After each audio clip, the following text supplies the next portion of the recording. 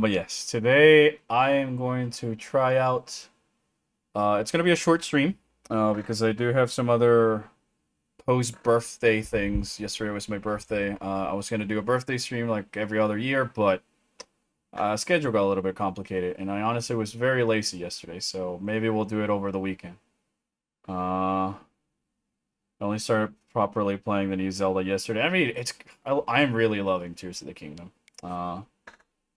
As my go-to chill game. The only thing I was gonna share with chat that makes me very, if you want to see a very sad Albert, all you have to do is remind him that Nintendo released icons for pretty much every other Xenoblade character in every other Xenoblade game, but there's nothing from Xenoblade X. So we even have Mumcar. We have fucking Mumcar, but we don't have Elma. I did go crazy because you know, I only got like the characters I really like. So you only really care. Yeah. These like two, Ryan. Yeah, like Ryan.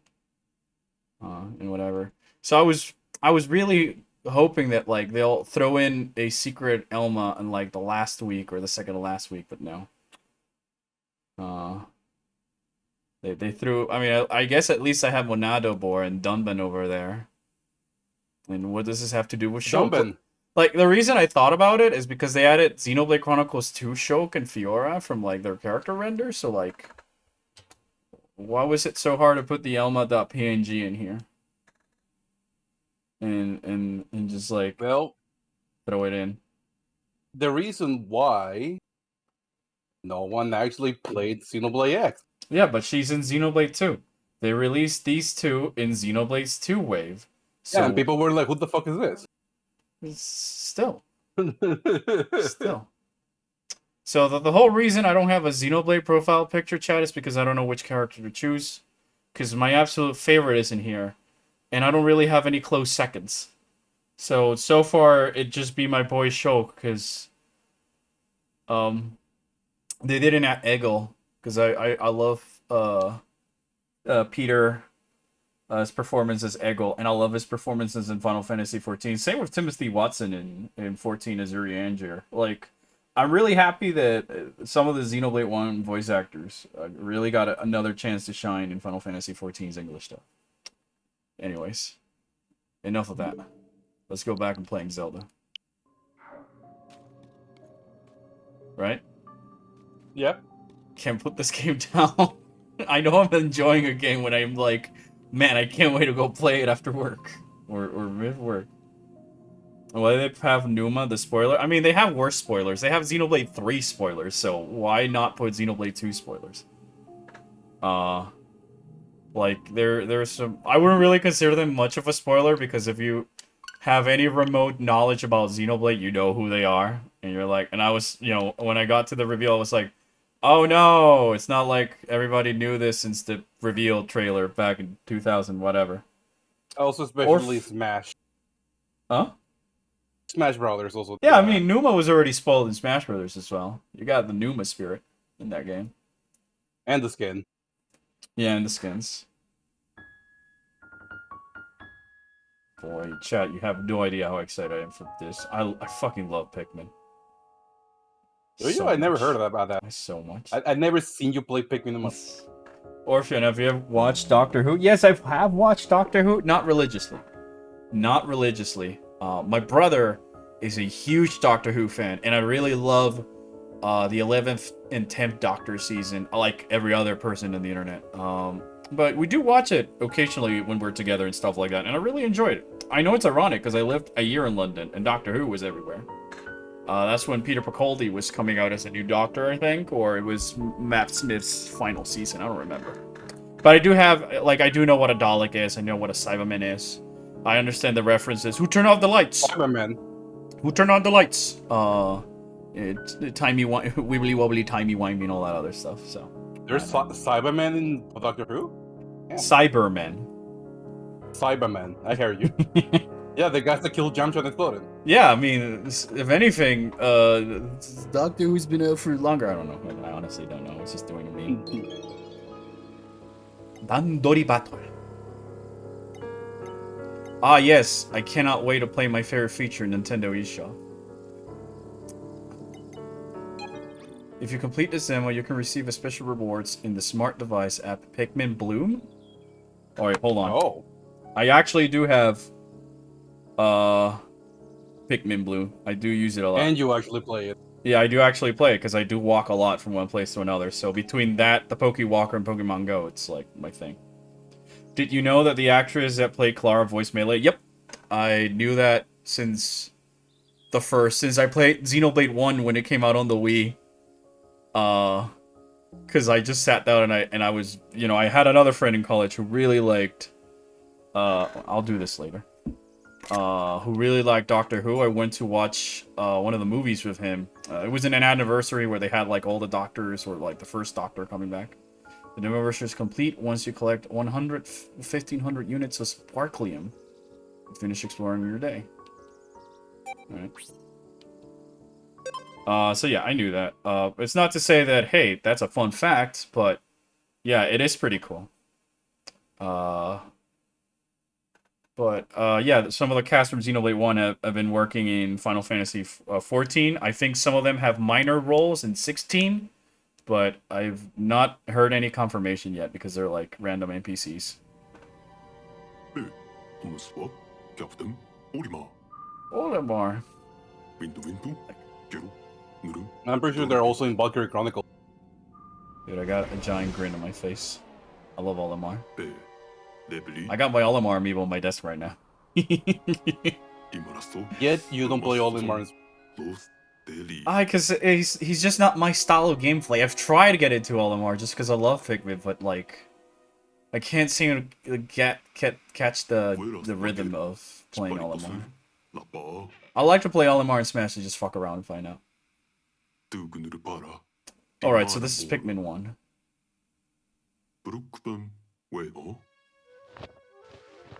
Have you played Final Fantasy 16? No, because I don't own a PlayStation 5, and the PC port's gonna take a while to come out, as Yoshi P confirmed. Yep. On PAX East. I can't wait for it. I'm very excited because I love Final Fantasy, and it's made by the same people who made 14, whom I have a huge respect for, but I can wait. It's not Pikmin 1, are you sure about that? Because we're collecting Pikmin 1 ship parts. And it was a dolphin. And Pikmin... That's a reference to the Nintendo GameCube. Yeah. Well, then I guess it's not anymore, because there's a Doge.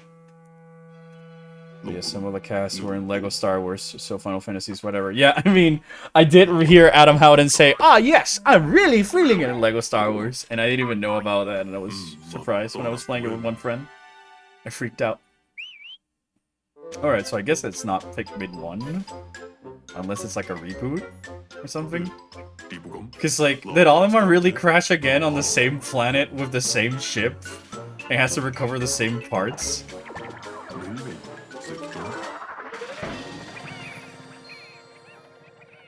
Look at the Pikmins, they're so cute. I fucking love them.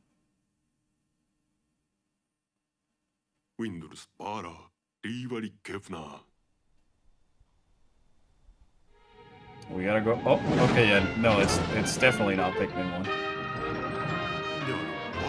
1. Isn't it strange how far we've come that now it's confirmed that this is Earth or whatever?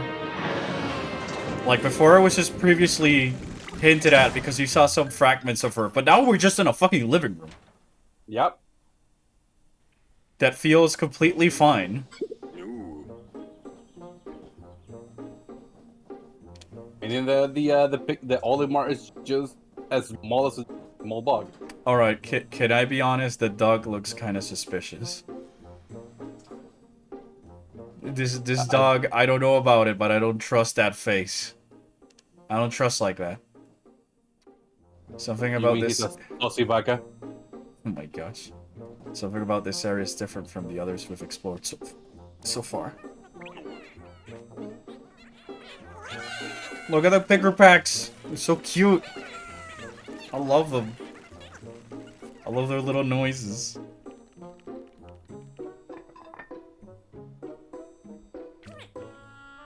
So cute. Look at them. Like, if you told me that, you know, I was walking around, instead of finding bugs, I found Pikmin, I would like, yeah, dudes, chill out. Don't worry about it.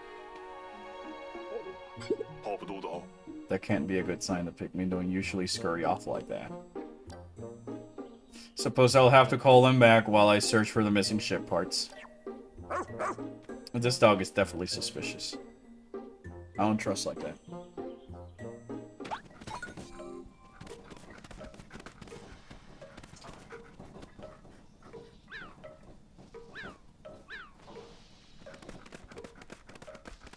So I don't get to walk around as the captain? Apparently not. I guess I can once I'm not riding on the dog.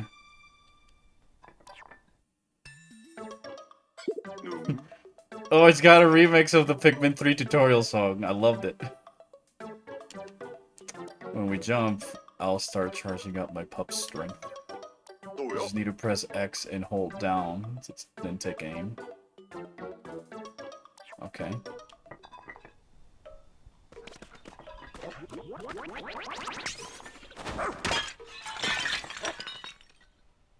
Look at them! Look at them! That one sat! I kid you not, chat. When I played the original one as a kid, it really blew my mind how, like, dude, there's 100 of them and it's not lagging and they're all walking around and doing their own little things. That's cool. Oh, yeah. That was very impressive for the time. I still say it's impressive. For today's standards. I've not played the demo yet, but I've heard the controls are completely different to literally any entry of the series. Ooh, I don't know how I feel about that. I'll make a note. This is my voice log. In the one hand,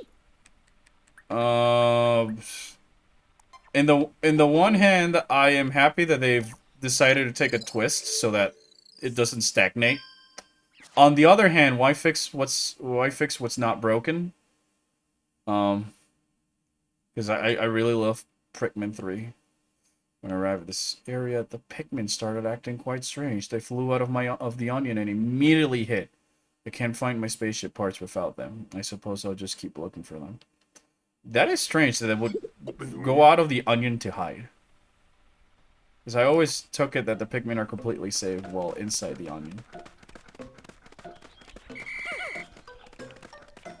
I mean, so far it is it's different simply because it's now like a third person over the shoulder instead of the top-down view.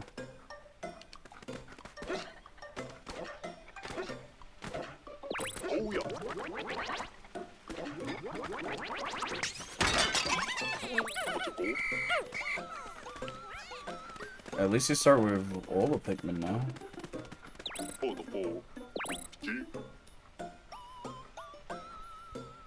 Okay. Oh, I'm just taking in how big this game might be. Oh no. Oh my gosh.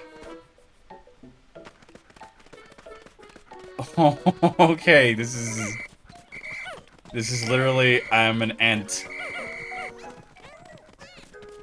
I'm a small man.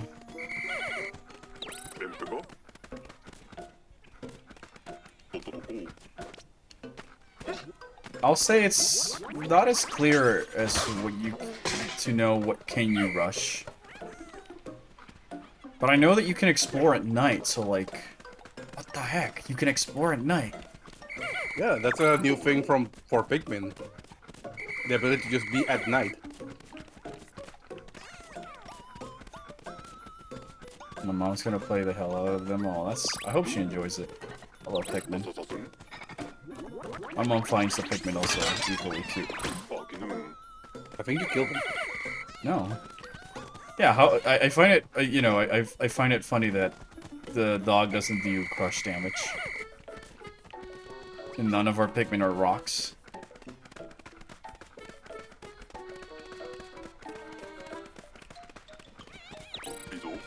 Yeah. Okay, that's adorable. Alright, guys. Has anybody in chat seen the Pikmin shorts they released back in the Wii U and 3DS era? Oh yeah, I remember that was their way to show, hey, look, you can do actual films. I would have loved if they made more of those instead of like, hey, Illumination, make the movie. They're great.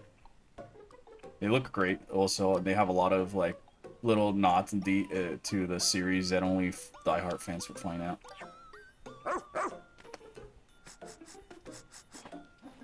I don't know how I feel about the dog having a Pikmin antenna tail.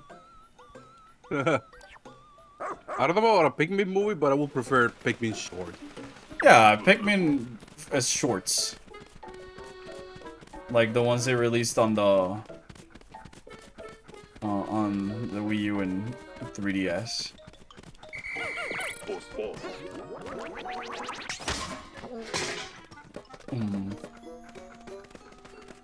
Well, that's a new enemy. Creature? I don't see any ship parts. Could that thing have swallowed one whole?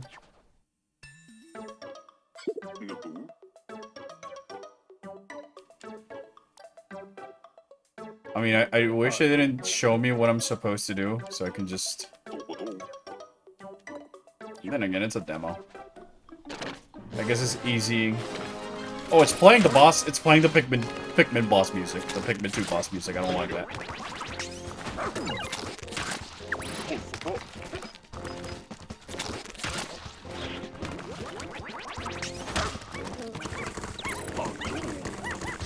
Oh, okay.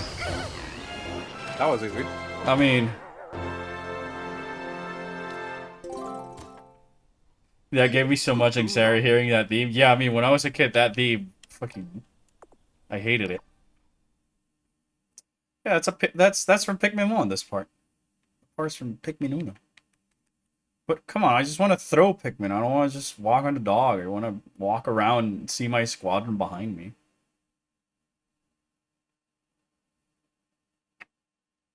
Please. I discovered the interstellar radio. And now I can listen to my tunes.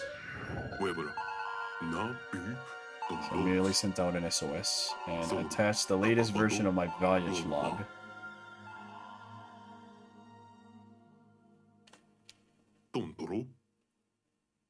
Yeah, so you know how Pikmin 3 is pretty tall heavy? I've also heard that this game goes further with that. What do you mean by tall heavy?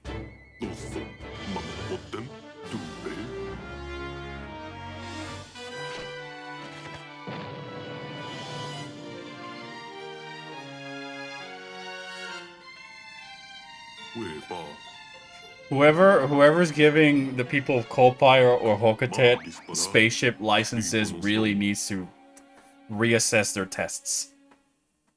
Talk heavy, sorry. Okay, gotcha. Lots of tell, don't show. I didn't mind it so much in Pikmin 3 because I liked the flavor text between Charlie, Brittany, and Alf. I thought it was pretty cool. And at least I preferred this presentation than the one in Pikmin 1, which is literally just giant walls of text. But I guess the advantage of that, you could easily skip them. But I'm assuming you can also skip some of the cutscenes in here like you could in Pikmin 3. Ooh, that was a... Ooh. I am saving that for references. That was a cool graphic animation. Following... The song kind of sounds like Mario Maker. The bass theme. Create your ID batch and deploy immediately. Oh, okay. Oh, yeah, I forgot. We get character creator. Yeah. Who do I feel like making? Lizard? Lizard. Should we try making Lizard? Yeah, let's try making Lizard.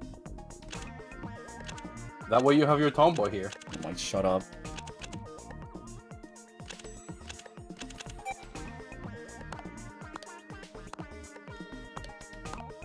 Oh my gosh.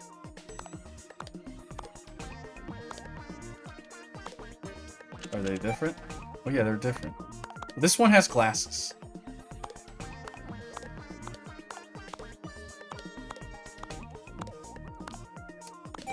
I will say the closest one. Not that one. I will say the closest one will be the one on the left.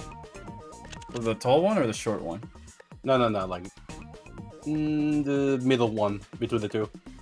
This dude? Oh, What it's a if- dude. Okay, never mind. I think it's a dude. Oh no, you can just. Okay, look at that. You can just make them. Okay, I see. They're Mix and match.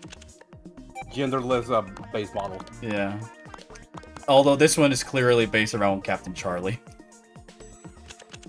So what? Which one do you say? Let's Gabe? go that one, the third one. Oh, this one? Yeah. With the not those.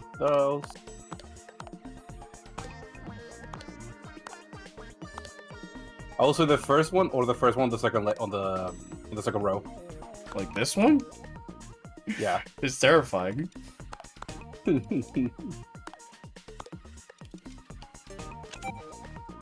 This is cool though, but I hate it because I'm gonna be here forever. I say this one because it's got rosy cheeks and Lizard has rosy cheeks, but you can't see it due to the scales. Oh yeah, go for that.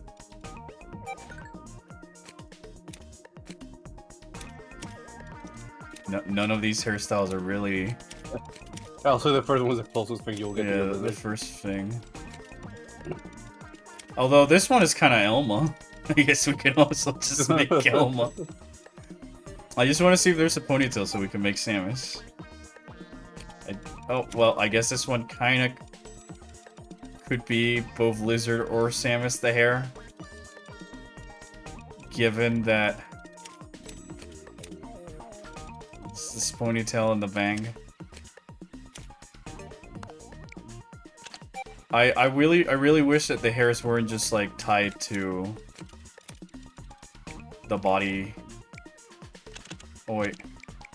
I don't even get to make that much of a customization as I thought I could. Hi Pawn. Hi.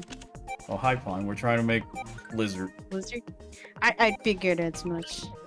I'll go with blue hair. Lizard looks phony. He has a phony looking. You know what? Okay, just for science, just for phony. Okay, just for phony. Damn it, there's no silver hair. So Damn. you cannot make Elma. Cannot make Elma. Can't make Elma I cannot make Elma. Or Samus. or Lizard. I mean, your attempt on Lizard. Yeah, I mean... It's an attempt. You could make Pawns, Lizard. Huh? Wait, you can? We can. Is there black hair? No, there's no black hair No. or silver hair. Oh, damn. You only get RGB. Yeah. Do you want purple suit or blue suit? Blue suit. Yeah, blue. Abadi abadai. Or you know what? Let's since it's here, let's try and make me. Why not? Well, let's see if there's any Buzz Lightyear hair. What? Nothing. What's so phony? Nothing. Pawn is laughing at your choice. I'm sorry. It's so good. It's so good. I chose. It was my decision. I just want to play as Captain Charlie. He's my favorite.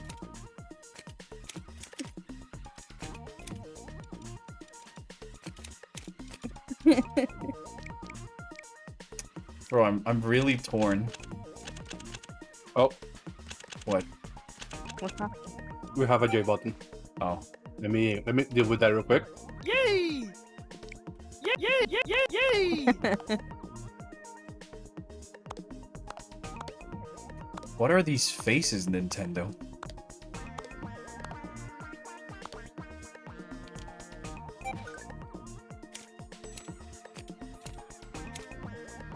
Yeah, there you go. That hair. The mohawk? No, the bob cut. Oh, the bob cut? I don't got a bob cut though. This is close. I mean, this is closer to the thingamabob. To Buzz Lightyear. It's, yeah, I guess.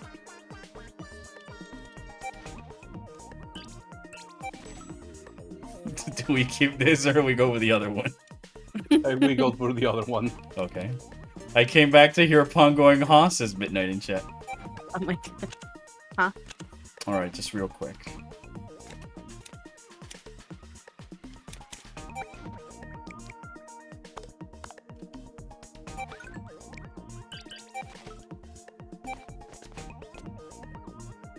I guess this could be Samus. Close enough. Or do we go with the other one? Go for Samus. Pong, choose your abomination. Then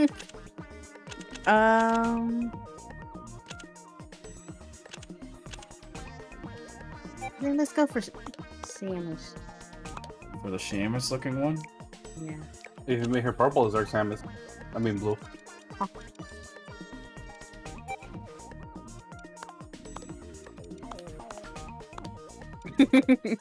What, this? Yeah.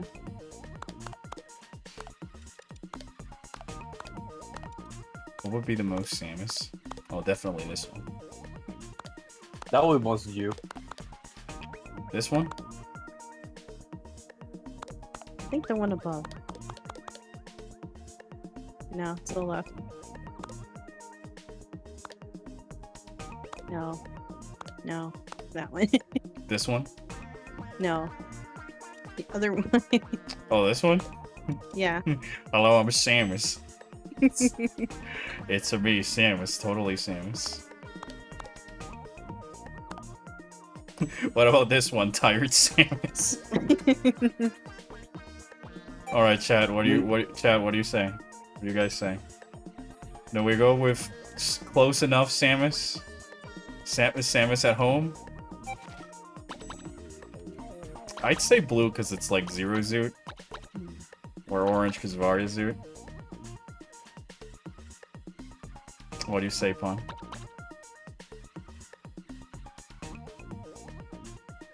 Samus. I guess the blue? Yeah, the blue. Because, like, when I think helmetless Samus, definitely Zero Suit tends to come into mind, or Prime's Varia Suit. Purple for gravity, that also works. Oh, yeah. weird. I thought that whenever you think of Samus, just Samus pops in. It's the sheeps. Alright, but chat, do we want Samus at home? I guess close to the lizard as I can? Or big guy? I don't like so much small dude. Unless I can make him look like Olimar. I just wanted to play as Olimar.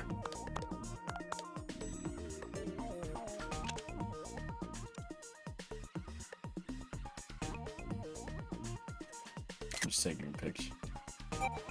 Alright. Samus at home is my favorite. Alright, Samus at home it is.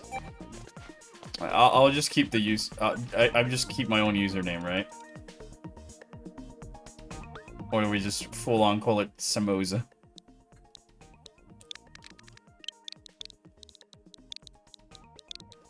Zamoza. Pawn. Hmm? Do we call her Samosa? Do we call her Samus? Or we just keep Orpheon? Zamoza. Samosa. Samosa? Yes. Zamoza. Samosa. There we go. It's so fucking silly. I love it. I love Samus at home finding extra work. It's too adorable. I mean, I always try to make Elma first because Elma doesn't get nearly as much love as Samosa. But I think, given the context of what this game is, Elma would have made also much more sense because it's going into an alien, being stuck on a different planet, reclaiming stuff, and stuff like that. I always like that. Stuck in a different We're stuck on a planet. different planet. I fucking love that song, unironically.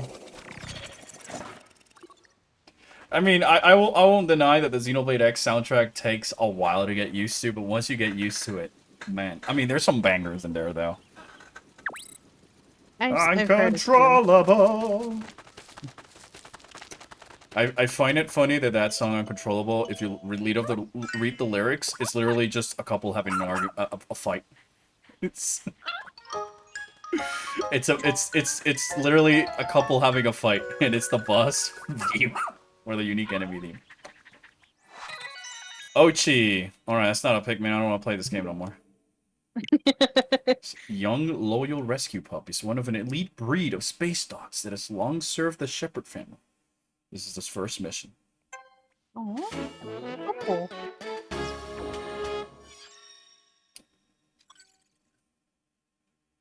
The remaining 6 officers are still out there. Do I get to customize the other ones? Because if I can, I'm totally making Elma the other captain. So that way it's Samus and Elma. Is this Metroid no Prime silver 4? here. No, chat. This is Metroid Prime 4 at home. Difference. Nothing like some hip-hop at night for Xenoblade X. I love Xenoblade X. The NLA night theme.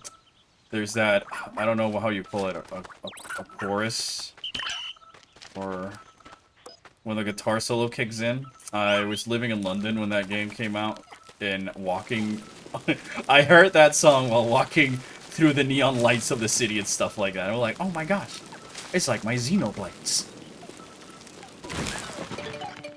Alright, the dirt has been removed. It must be clean. Why does it look like a clown? Kefka's that you?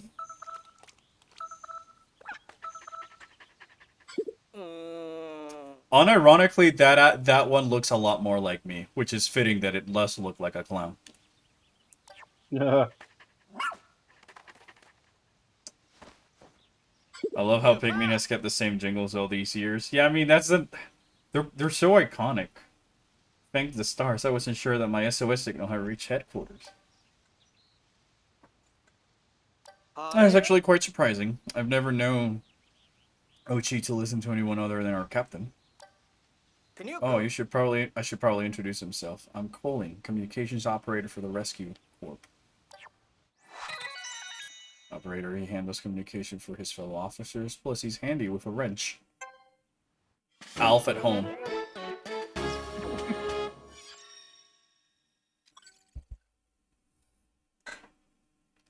Why is he stand up like I gotta do it? I had to do it to them. Isn't that why is he stands up?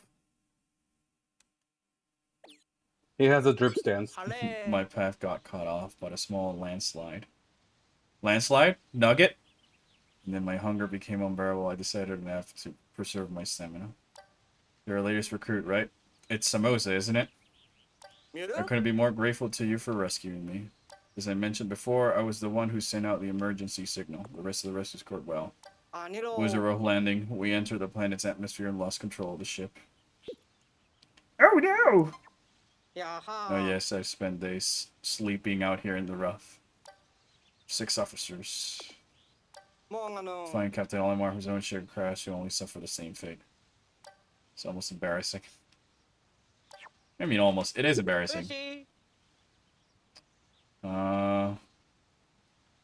I've confirmed their spaceship has landed somewhere over there. Alright, Pikmin, I want to get to the cute critters. Play the game.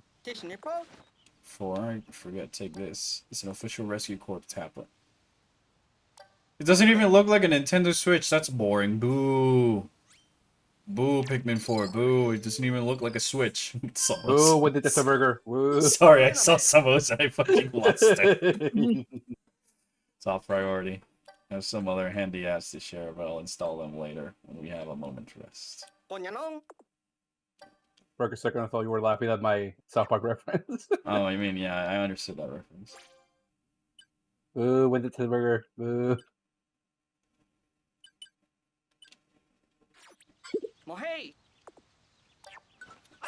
Alright.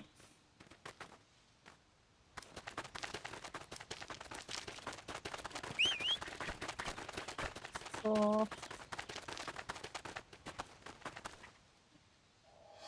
Yo, no way, it's the ship. What is your guys' favorite ship? Dolphin, the tin can, the Drake, or this? I haven't played enough Pikmin to know. I'm tied between the Dolphin because it's just got that iconic look, or the Drake. Because based on Plants. pure knowledge, I'll go for the Dolphin just because that's the name of the GameCube engine for the prototype. GameCube. Yeah. The Dolphin engine. See that I big hole in the have ground never over played there? a Pikmin game, so If I only we have could find a way there. And then we could no finally answer. reunite with the SS Shepherd. They're fun real-time strategies. I like the first one because it has a time limit. Oh. Like a certain Majorpo. So, Pong, when are you playing Majorpo? Huh? When are you playing Majorpo? For being excellent diggers. How is he an excellent digger? He uses his nose. Making easy work of all that dirt. Is he? Almost there, you sure? Oh. Uh-oh. I literally expected it to shrink faster so that... Get it? Because it's a ship joke? Is it the ship because it's Steve Rogers and Bucky from Captain America is in a ship of the two of them? Or am I missing another joke? You can see why rescue pups. Yeah. Hold on, Ochi. Just... connected underground. It looks pretty... We should go have dive right in. For real? Am I Ryuji? From Persona? No, that was it? Okay, gotcha. Oh, A talking rescue about purpose. Persona, now you can play Persona 5, I forgot. Yeah, we can stream Persona 5, but that's gonna be very counterproductive to stream that game. You and Pun know why. I know why. Yeah. I mean, the only thing we have to do is make an incentive. I don't like how Pun was like, yeah. I mean, we already know why. What do you mean? And for those of the chat that don't know why, there's a very No. interesting character in No. Persona 5 No. that Albert literally went head over heels for. No. Immediately. No, I didn't. Like, as soon as she popped in, No, I didn't. and as soon as she got angry, and as soon as she started punching and kicking, No, I didn't. enough for him to buy, I believe, the statue and the Figma from Good Smile. And the Nendoroid. And an Android. And I did buy the bike, the Good Smile bike, as an accessory for the Figma. If that information is not Dead enough, weight- we're talking about Makoto. What Dorkoro? She's so cute. I also have her near reincarnation. That way saying, but she has a motorbike, so cut him some slack. Favorite Pikmin ship? Man at Legs and Water Wraith. I think you mean Man at War. That's the one with a gun.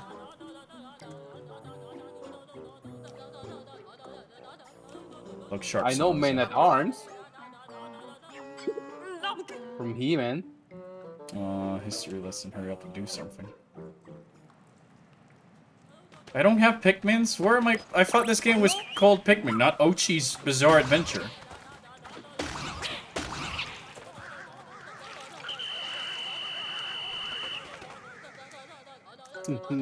Bro, how long have I been playing the actual My Captain and I have not seen a single Pikmin in sight?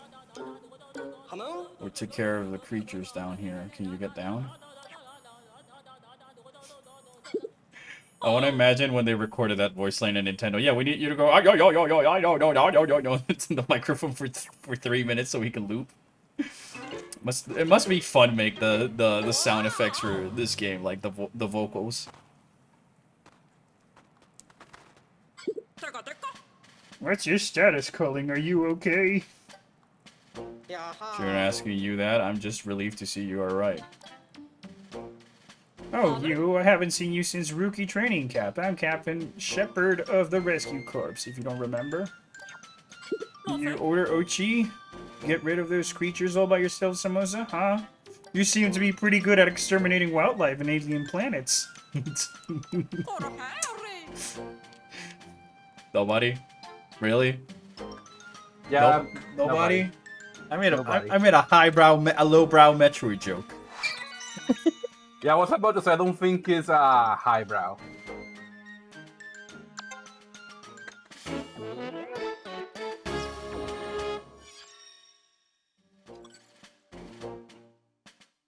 Commander Shepard.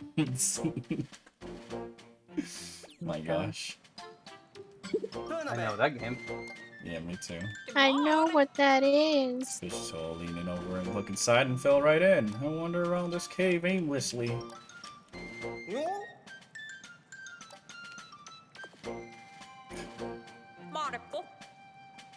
I'm sorry guys, I don't really like it when video games do these long-winded story tutorials. I just want to get to play the game. Rescue Corp's way of saying understood. Let's try and sing it together, okay?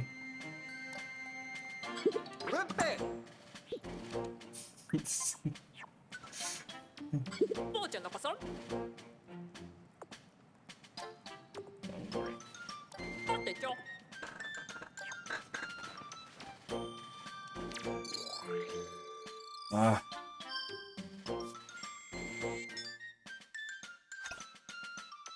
And there's supposed to be 7 of them as well. Yeah, I mean, it looks like that in the picture. If it's gonna stop us every time you want to access them via your tablet as need arises, put them to good use on fields. Like, I don't mind if the first day is a tutorial, like in the other Pikmin games. I mind it is when it's constantly interrupting with not much going on to explain either a new gameplay mechanics or...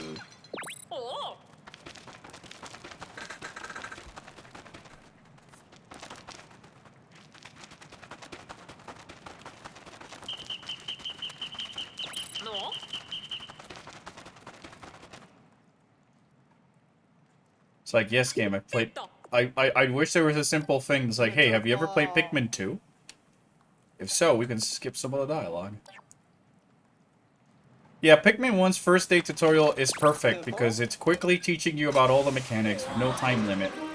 And putting you in enough scenarios where you can kind of understand what the Pikmin can do and how they work and how you get more of them and all this other stuff. And then from there on out, you go crazy. And it doesn't take too long. Until you get someone like DSP. I mean, yeah.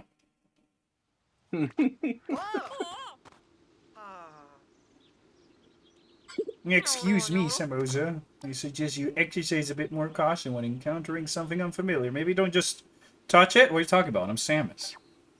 Usually when I touch random objects, I get a power-up. Or I lose them. Depends. Depends. Oh yeah, Chad, I have a question for you, Chad. What is my favorite Pikmin color? In terms of design, the red. Or rock Pikmin, because they're silly, goofy rocks with googly eyes. In I terms actually of... can answer that one. I like the flying Pikmin. Yeah, flying Pikmins are pretty OP. But I wouldn't have, like, a flying Pikmin plushie.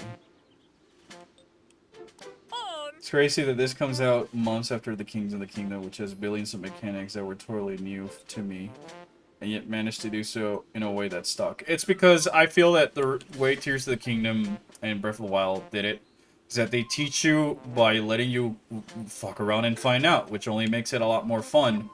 And the only real tutorials that are there are for, like, hey, you can cook, hey, you can use your Sheikah abilities or your Magic Hand abilities. Like, I don't mind the intro of Zelda Tears of the Kingdom because it was filled with atmosphere and all this other stuff. And here it's more like a lot of story, a lot of filler for what's essentially a basic story. I don't mind a tutorial for a game like Pikmin because it can be very alienating. Not many people play real-time strategies today. But, like, it's stopping my playthrough every other time that why isn't this just a cutscene? Investigate right away, famous last words.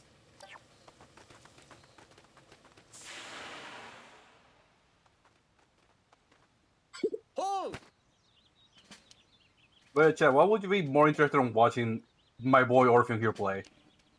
A Prime Tool randomizer or a Majora's Mask crowd control?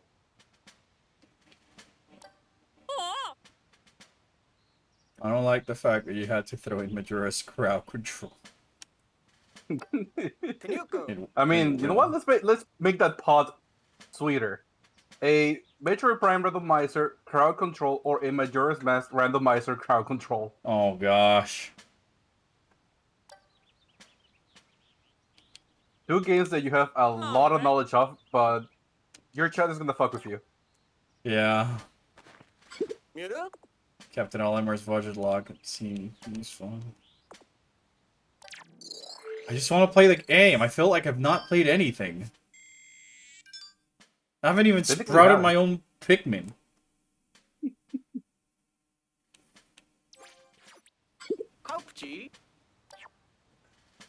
We should be able to extract sparkling for the sparkling objects that we find on this planet and convert it into energy. Why sparkling?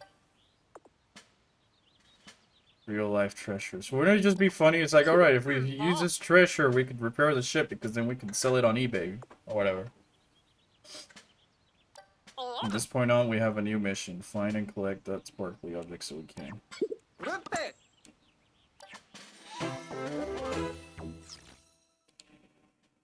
Like, that's the third time I get a mission, and it's literally walk straight.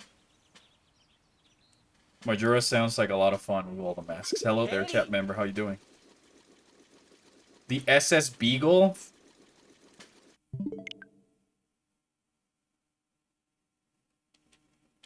Sorry. I'm just not prepared for Pikmin of all games to have a bunch of dog pawns.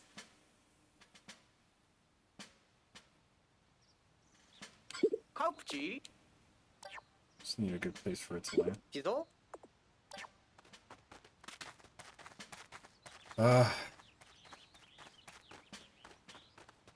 Like, why does all this stuff need to be a cutscene? Why can it not just be like, you know, in Pikmin 3, it just landed. That's it, go crazy. Piece of fruit.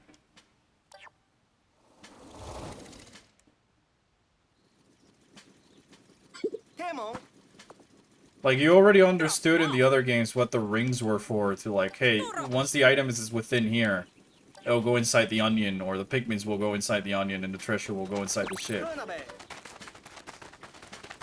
Oh, come on! Come on, game, please! No, it's Pikmin, I'm supposed to be excited, I'm supposed to be playing! Let's check the teller series.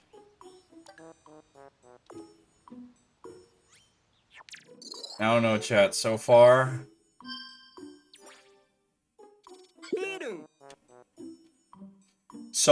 this is giving me Chibi Robo Ziplash PTSD. That's not a good sign.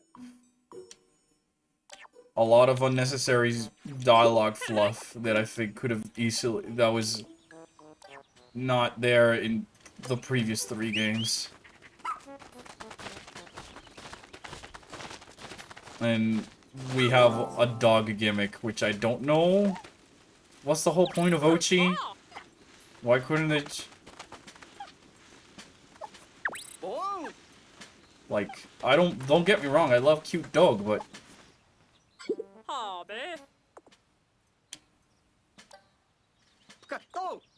Like, it's explaining that the ship can shrink the items, when in the previous games you just saw it suck and you're like, oh, okay.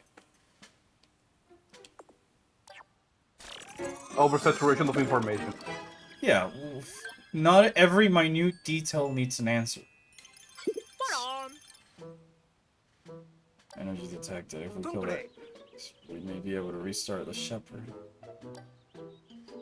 It's like if Navi, for whatever reason, will explain to you how a slingshot works when you got a slingshot. Yeah.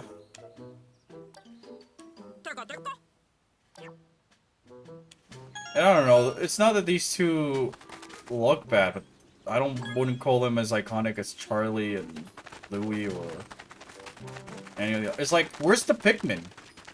I'm playing with the dog, where are the Pikmin?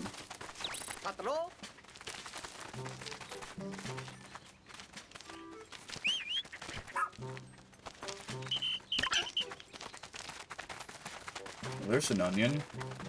Finally. Finally! It took me this long to get to an onion. It's only been almost an hour. let's subtract 10 minutes of fucking around making the character and all that stuff. That's still like 40 minutes to get my first onion. And now more dialogue as I remove the dirt, and more dialogue as... Oh, Ochi brought the onion. Oh, there's a Pikmin sprout. Oh, that's a Pikmin. Oh, we can toss it. Oh, we can do this. Oh, we can do... That's why I like games like Dread or, you know, Zelda, where the tutorials were there for things that you just like, hey, here's the parry tutorial. They're unintrusive.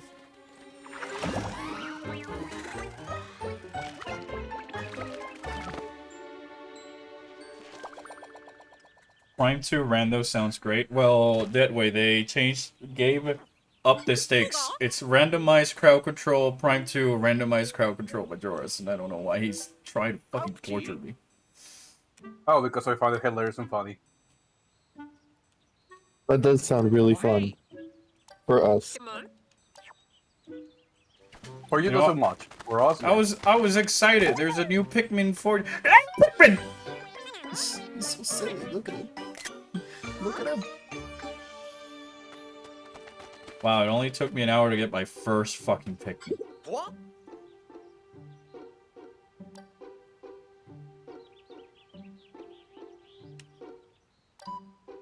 How long did it take me to get a first Pikmin in the other games?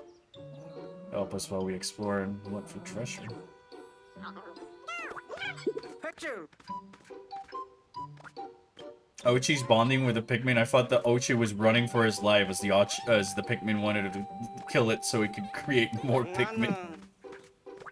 Well, he intends to hide back there. Alright. Yamo? What did you? Okay.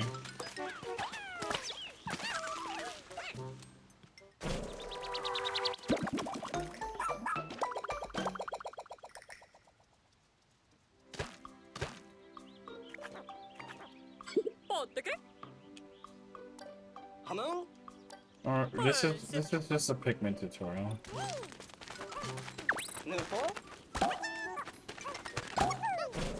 Come on, I want to get to the multitasking. That's the fun part about Pikmin.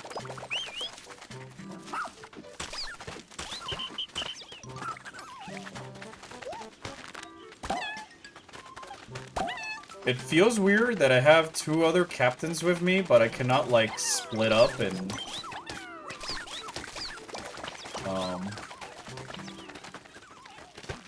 like, use them to multitask. That'll probably happen later.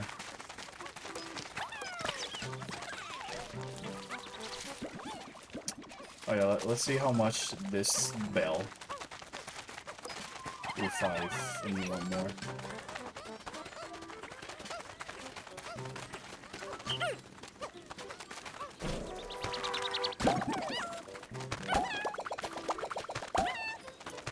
I do like the low to the ground camera in this game, but I guess you just lose that sense of how small you are that the other Pikmin had that I thought was really, really charming.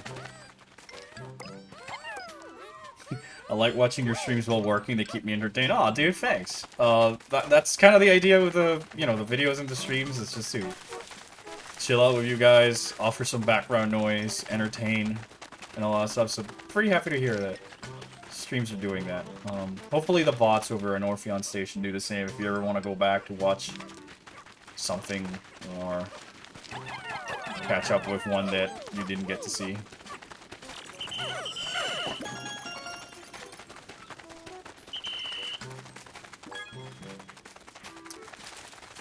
Honey. Oh, dude, it's a GBA SP! That's the one I have! Grab it.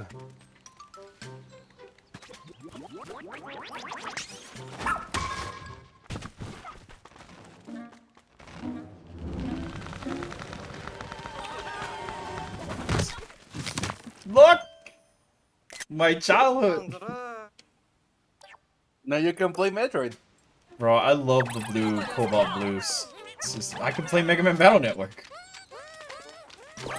But you cannot play Mega Man Battle Network 3. Oh wait, okay, dude. Yeah, I can.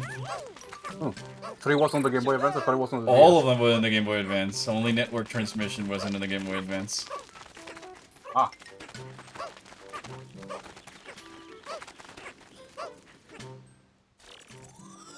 A multiplayer Pikmin would be so fun. Pikmin 3 Deluxe has multiplayer, and it is fun as fuck. That I do not know why they removed that feature for this game. You okay? Because according to that overview video they released a few days ago,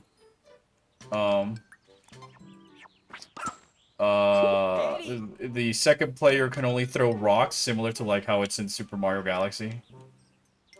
And that really disappointed me because my brother and I love playing Pikmin co-op. On the pole? And for now, time to extract energy from texture. This game not have battle mode? Yeah, it does have battle mode because I saw it in the main menu. It doesn't have co-op campaign like Pikmin 3 Deluxe did.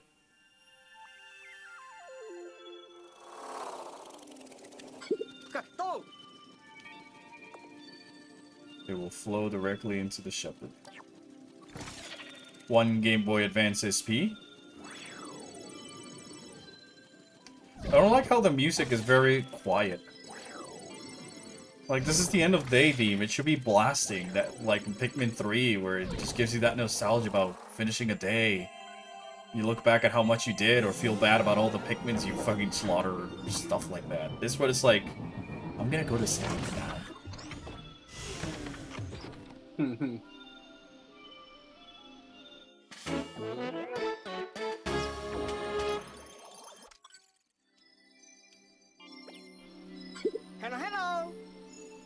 Hello! Did it. Pikmin 2 didn't have a 2-player co-op campaign. It was only battle mode.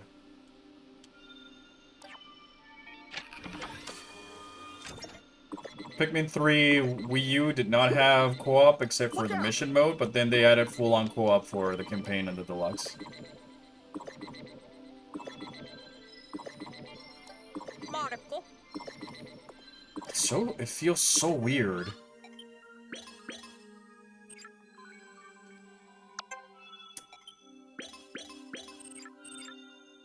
Come on. Ship is automatically naming the objects. Stone of it. Alright, that's pretty funny. Path creator. Noble Bident. That's one thing I did love about the previous Pikmin games, is like the names to fruits and items that you would collect. It's more sophisticated than I expected. It's pretty impressive. If I'm not mistaken, I think in Pikmin 2 you can find a wheat plant. A leaf of like weed, and it was pretty funny. Shepherd, I didn't know. Thank goodness we're able to make it in Paris. Prepared meal, and you'll be sure enough. Emergency rations, Colin. We have no idea how. Like, why am I not seeing the captains talk about this? But it's the ship. At least in Pikmin 3, I saw the captains talk within the ship and stuff. It really gave you a sense of like how it was inside the Drake and stuff like that.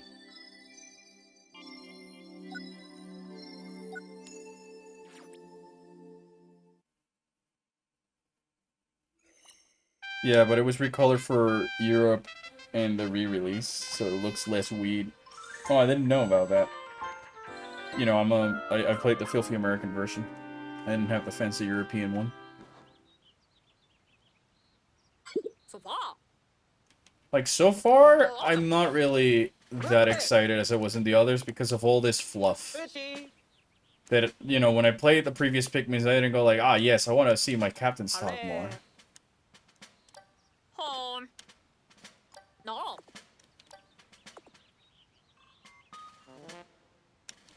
Missing personnel. Like, I can probably not pay attention to any of this like I'm doing and still get the gist of what I'm supposed to do.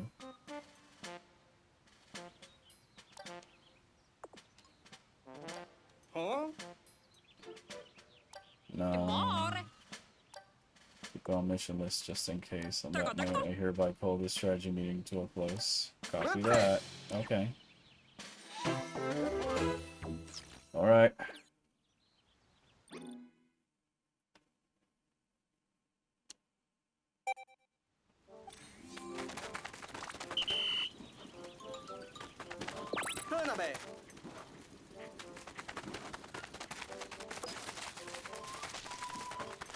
Alright.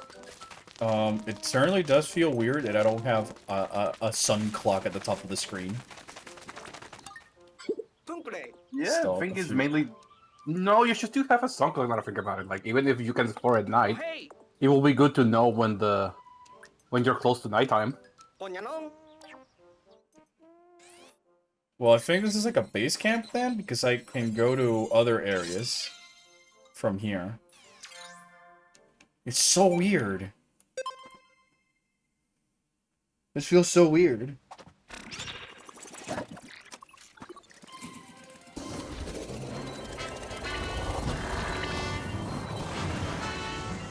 Okay, so, oh, alright, so that is a hub area.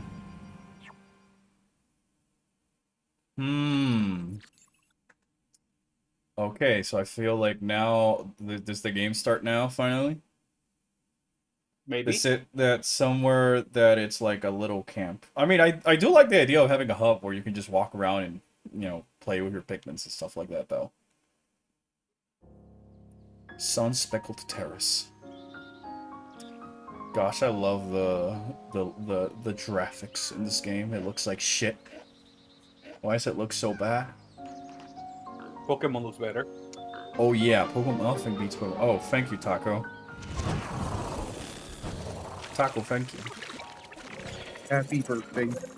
Thanks, dude. You know why I want it for my birthday? Elmo. And Samus. Yeah, I got none. Thanks, I go for got the other Noel sub, and Yuri. Taco. Yeah, but it's I had to pity for the Yuri, so now I'm very afraid about trying to get Noel. Thanks for the other sub, Taco. How many did you give? Jeez. 아니, Maybe Let's 5. see. 1, 2, 3, 4. 4 tiers. Oh my gosh. Thank you though, Taco. 5. My gosh. Yeah, it makes the pain of no indoor cutscenes better. Honestly, this game makes Pikmin 3 look kind of ugly by comparison. I don't know. There's that landscape feel I love about Pikmin 3 versus this macro photography feel. Wait, did I read that right? Can I only have 20 Pikmin out? What? What the flippily floop? I'm guessing that you can upgrade that number later.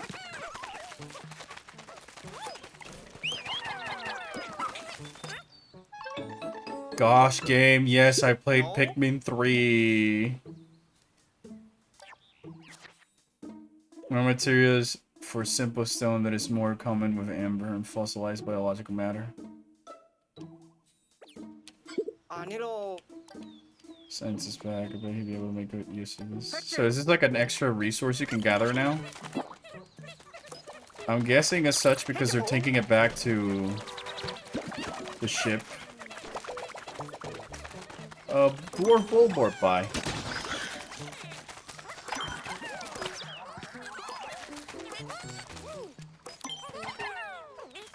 Where's Ochi? Oh. Dead. Did he eat the... He carries the part inside of his mouth. That's so funny. It's so cute. Funny.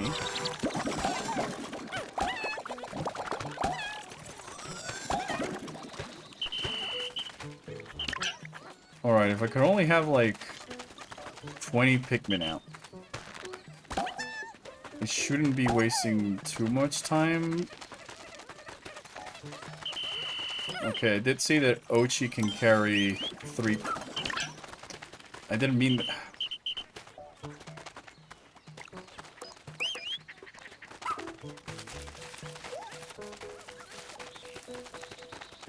I see a baseball. Oh.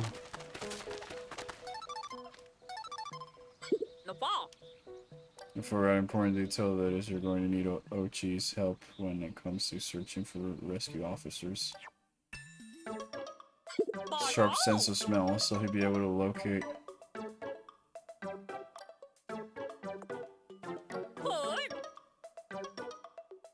Pick up a scent? Okay.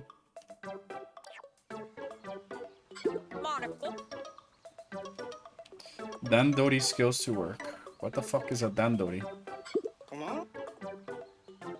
No. Dandori is the art of organizing your tasks strategically and working with maximum efficiency to execute your plans quickly. You mean one of my favorite things to do in life, general? I didn't know that was a Japanese term. I shouldn't be surprised that they have a term for almost everything.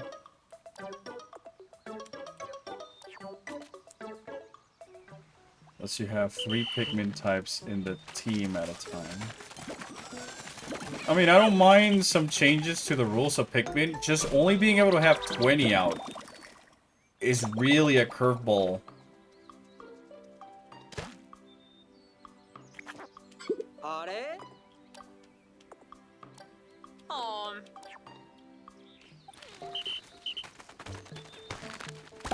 I hear birds. And you know what's the worst part? I can recognize them. I heard some chickadees, black cat chickadees in the background. They have the hey sweetie and the chickadee calls in the background. Bird up. If you listen closely, you can hear the hey sweetie.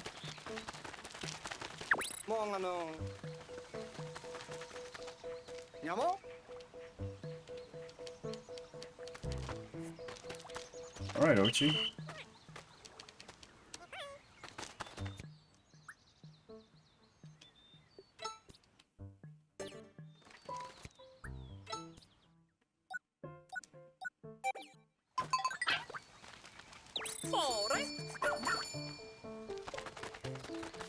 Alright, so he can just magically smell them?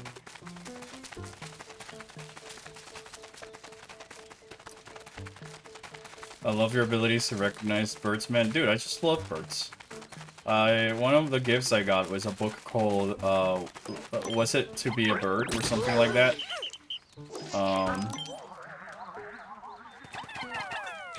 Don't I have a charge? Alright, so this is kind of... We don't have the charge from Pikmin 3, nor the swarm from Pikmin 1 and 2. What? That's so weird. Why?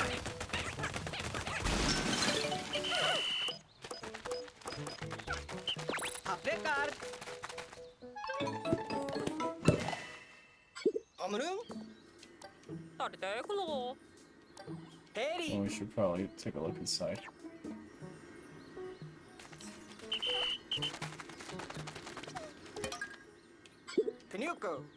Ah, shit. Last frozen cavern. Log, anytime you enter the cave, you should take Pikmin with you. The SS Beagle can bring the Pikmin, so you can enter the cave without stopping by base first. Okay, that's cool. That remain on the surface can't just be left out here, so let's return them to Onion for the time being. Wait, what? No, I don't want to go in. Are they like dungeons? Yeah, they're like... Yes, dog, I know, but I want to walk outside.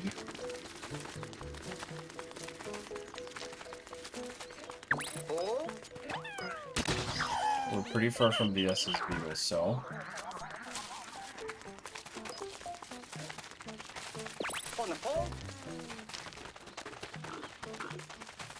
Fiery Blowhog. It feels weird not having neither the charge or the swarm as of now.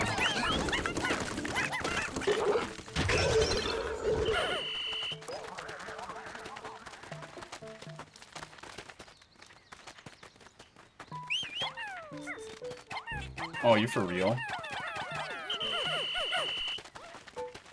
Really? Wait, maybe I have to have this... Ochi, please. Why won't he do the charge anymore? Do I have to have him oh, I have to have him selected. Okay, if that's the case, then why can't I charge with the Pikmins by pressing the same button? I also don't like how it auto locks on. Hopefully there's an option that lets me switch that to make it manual. Because it, oh, This is so... Oh.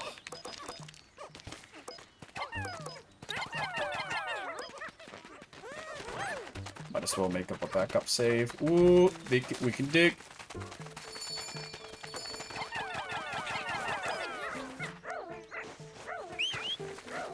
Alright, while they dig those, I'll go get the other Pikmin. So I think the Pikmin ride Ochi, and you charge him. That's what I got. That's what I sort of understood when I got the chance to play as Olimar. I just find it very weird. Like, I felt that the Pikmin formula was fine as is. That some of these new mechanics that they were showing off seemed a little bit off to me. Like, more like, here's a gimmick for having a gimmick rather than something that feels like a natural progression of the abilities and things you could do in previous Pikmins.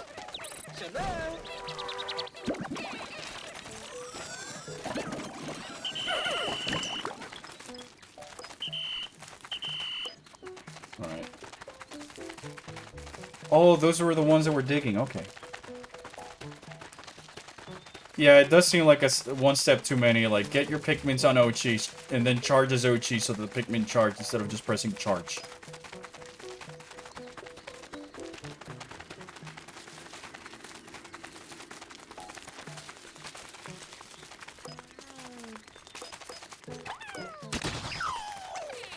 And then you can only charge if you have Ochi selected then. So X button at the moment is doing nothing, while I have the red Pikmins pre-selected.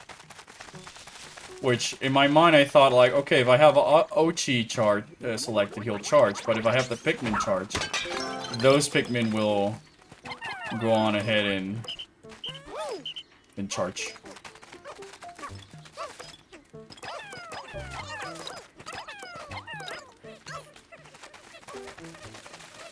You doubt developers? For shame. I mean, why not?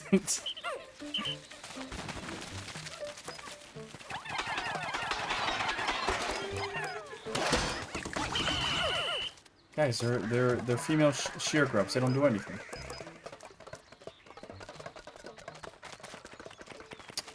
Oh, there's the yellow onion. Thanks, game.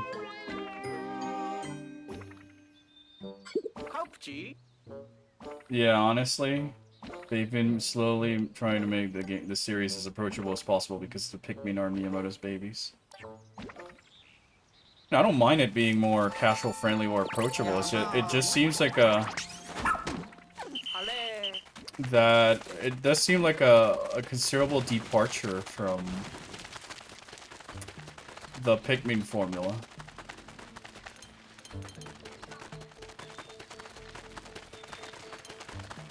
And I know Miyamoto is one of those guys who needs a gimmick in order to make a sequel or stuff like that.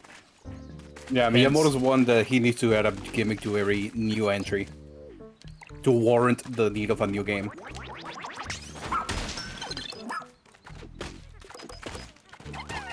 That's why... yeah, I believe so. I think every single new Mario has a new MacGuffin for Mario. Yeah. It does feel like this is just Pikmin, but not Pikmin. I don't know how to explain it.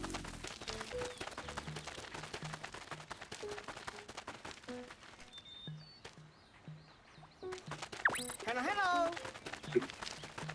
Like, the new perspective does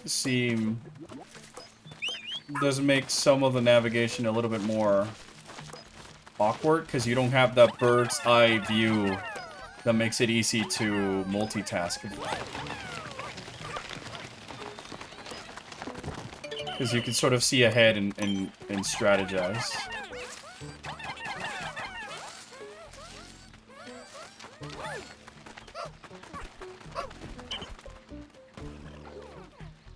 Like, right now, I don't know how far away I am from my ship.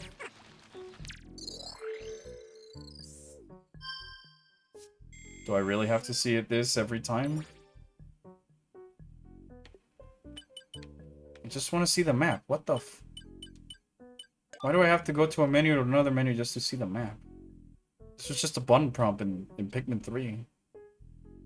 And 1 and 2. Okay. So yeah.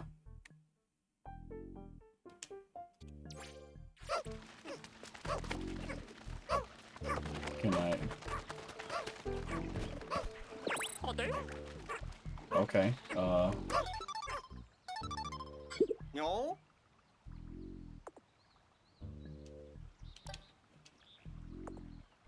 Keeping your sights. 하니. Yeah, but if you have auto target, why are you teaching me this? It seems so weird. Okay. Okay. Oh. Oh, come on, game. 뉴파. System will mark discovered caves and cleared areas.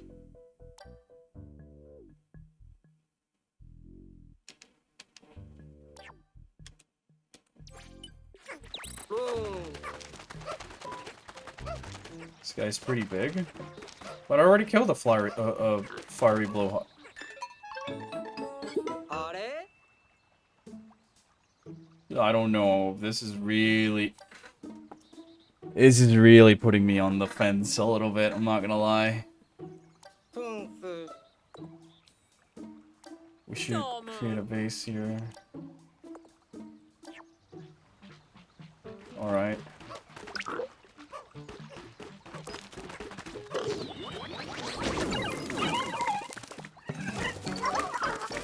Oh no, the dogo's on fire!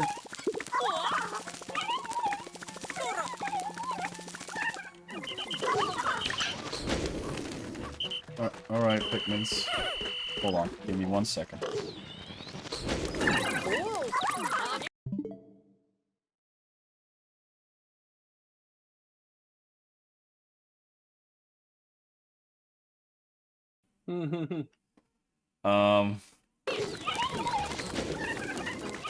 Which does suck. I think I might have to call it a stream, guys. Because I do have some other birthday plans. Ochi! I don't want you to fight! I'm getting wrecked by a fiery blowhawk. Maybe I do need this game to be babied down for me. Oh, I can move oh! Alright, but first...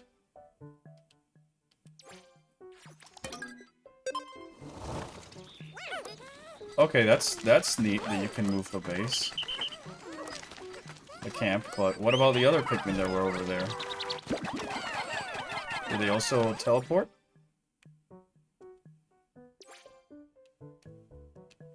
My gosh, this is so confusing.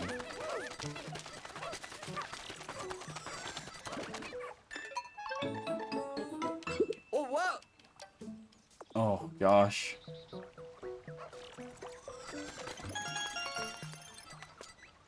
I just want to know if I do have all my Pikmins on me.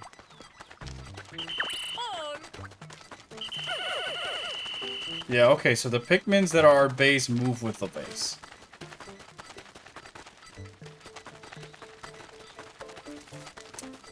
Let me guess, it cannot save midday. Apparently. Because I need to go. I need to call it a stream, which sucks because I spent most of this tutorial playing was most of this demo was unskippable tutorial texts slash getting my ass whooped by a fiery blowhog.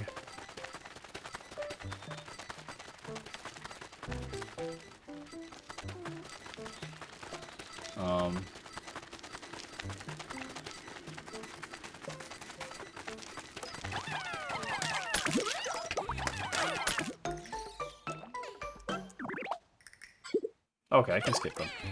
Good to know.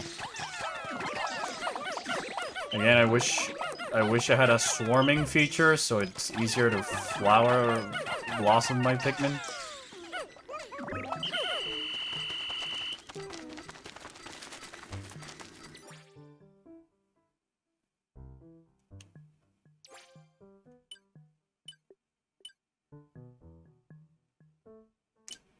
Alright, I guess we'll continue. We'll do this part next time? Question mark? What would you say, Gabe? Or do I just end the day? Can I not just end the day? I mean, just end it. I mean, can you just end it? Yeah, I If can not, end- just end it here. yeah, I'm gonna end the day and see. It sounds like counterproductive. I mean, you do save by ending the day per Pikmin game. Oh, Like, yeah. Oh, there it is. There's the song. I do hope the demo saves progress, so that way next stream we can just continue. I'm just gonna be honest, it's still too early for me to have like a full-on opinion, but I'm not liking too much the direction this game is heading, control and mechanics-wise, and even less the tutorials. It does save progress. Okay, good. So we can continue after this. I'm still like excited because I like Pikmin. And I think it's the reason I like Pikmin so much, and it's been a while since Pikmin 3, that this feels like such a strange departure from that. All dopamines rush the song.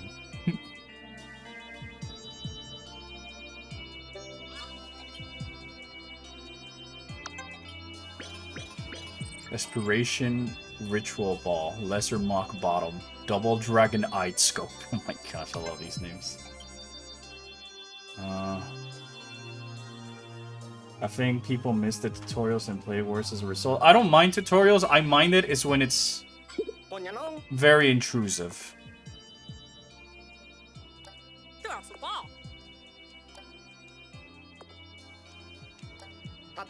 And then I cannot see like where the captains are. It's just this still PNG of the ship versus the other Pikmin game 3.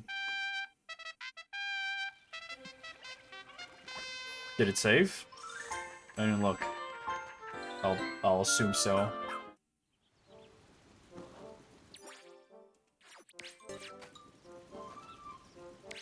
Alright.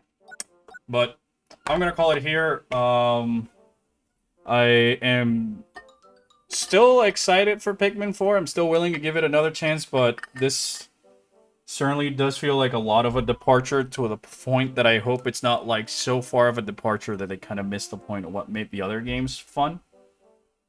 But I'm still willing to give it a try as always. I know I might be a little bit too nitpicky or too harsh on certain games, but that's only because I love them. Pikmin has always been one of my favorites. And I still don't mind because like I still have Pikmin 3 on my Switch, and I still love that game and I still replay it a lot. But yeah, I'm gonna call it a stream here. I'm gonna go have my stuff, my little post-birthday events. But we'll continue this hopefully tomorrow or later, because I also do want to get back into Zelda. But we'll see. Anyways, welcome one, welcome all to more Pikmin for the show. Yeah, we're gonna continue with the Pikmin 4 demo. See, now that I am not so strained for time, I can see some more of the enjoyment and all that stuff, because I wasn't really liking how the game started and all that. With me in the voice chat today, we have co-host Gabe as always. Me. And the new voice is Collector. I like when fish. He's horny for Sidon. No, just Zora in general. It's just Zora in general. I don't know if you're being sarcastic or not, and at this point I'm too afraid of asking.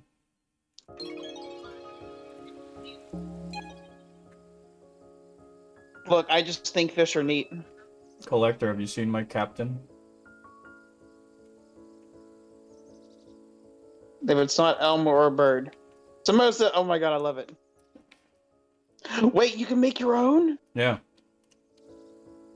10 out of 10 already. I wouldn't say it's as great as what I might have expected, because the characters feel much more exaggerated, weird puppets rather than like the charm that Olimar Louie and, you know, Alf, Brittany, and Charlie had. Okay, I have a confession to make. Mm-hmm. I never had an opportunity to play any Pikmin ever. Oh, dude. I highly recommend it. I've been loving this series ever since the first one. On the 'Cause it- GameCube. Yeah. It was one of the first GameCube games I ever had. Actually, no, yeah, my first GameCube games. When I got my GameCube, I got it with 3 games. Those were Sonic Adventure 2 Battle. Melee, because Melee. And Pikmin. And No way, it's that character from Smash Bros. Yeah, it's Pikmin dude. Alright, so I have a new hub where I could get some free Pikmins. That's neat, I guess. Hello, host and chat. Hello there, you two. How you doing? If I sound a little bit more mellowed out today, it's that I'm just tired after all the festivities from last night, in a good sense. And it's raining outside. It's all perfect for like a cozy day to just sit down and play a game like Zelda or something. Tunkley. Ready to explore. Burnabe.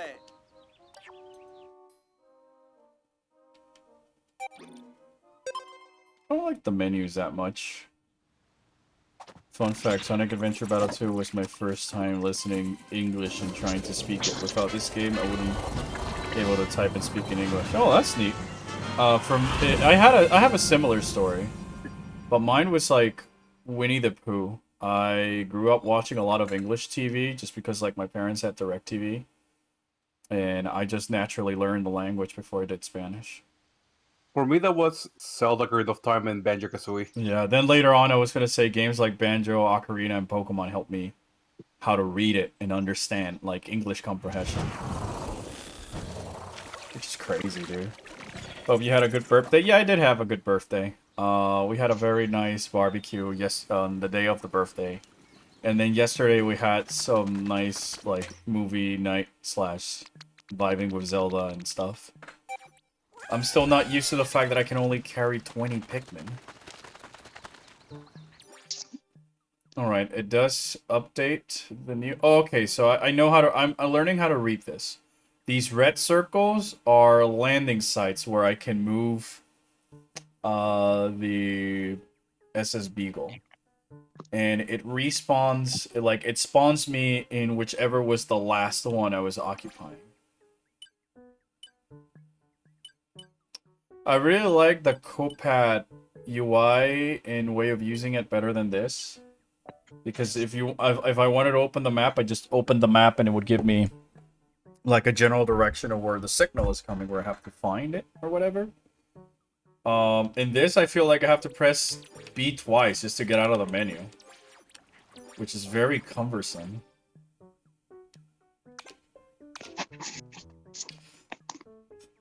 Does this game have fish? Yes, it does have fish, actually. Already a good game. Let's go. Well, Pikmin 2 and 3 had, like, some... They're more tadpoles now that I think about it, but Pikmin 3 does have some crabs and fish, and some hermit crabs. Frogs first start out in the sea, therefore they friend. Alright, I can select the Technically, Pikmins before they jumping start- in the cave. Yeah, they They started... start the ski. They start in a pond. Yeah, but I mean, he meant water. So graphics-wise, shit? Yo, yeah, graphic-wise, it looks totally like shit. Yeah, the game just looks like shit. The game looks like shit. You can press plus to close the map immediately. Okay, that's good to know. You just have to understand that it's muscle memory from all the previous Pikmin games, where you open map and then you press B to close map once. What do you mean? That's the most. This is a Metroid game. Yeah, you're right. Slash almost every other Nintendo game that has a map feature, you can easily open and close it with only one single button press, which tends to be B, as in back, and stuff like that. It's muscle memory, and it just feels awkward that I would have to press the pause button twice, because even like back in the Nintendo 64 game, it worked like this. Alright, so I'm seeing it's Pikmin 2 logic when it's inside the cave, so time freezes. And just like Pikmin 2, collecting creatures does increase very small the amount of MacGuffin Knight that you need to have. I'm gonna constantly forget that I have to select the dog to do the charge. That's the thing I'm still not sold on, Ochi. Because he doesn't feel like a natural part of the team or an extension, but more of a special gimmick. tool. A tool. A MacGuffin. Yeah, a MacGuffin. It doesn't feel like another part of the Pikmin squad that has the same controls or activities as a Pikmin. Because I can't throw him. I can only charge when selecting him. And stuff like that. Twitch mobile heights Shark and Gummy's warts. my favorite.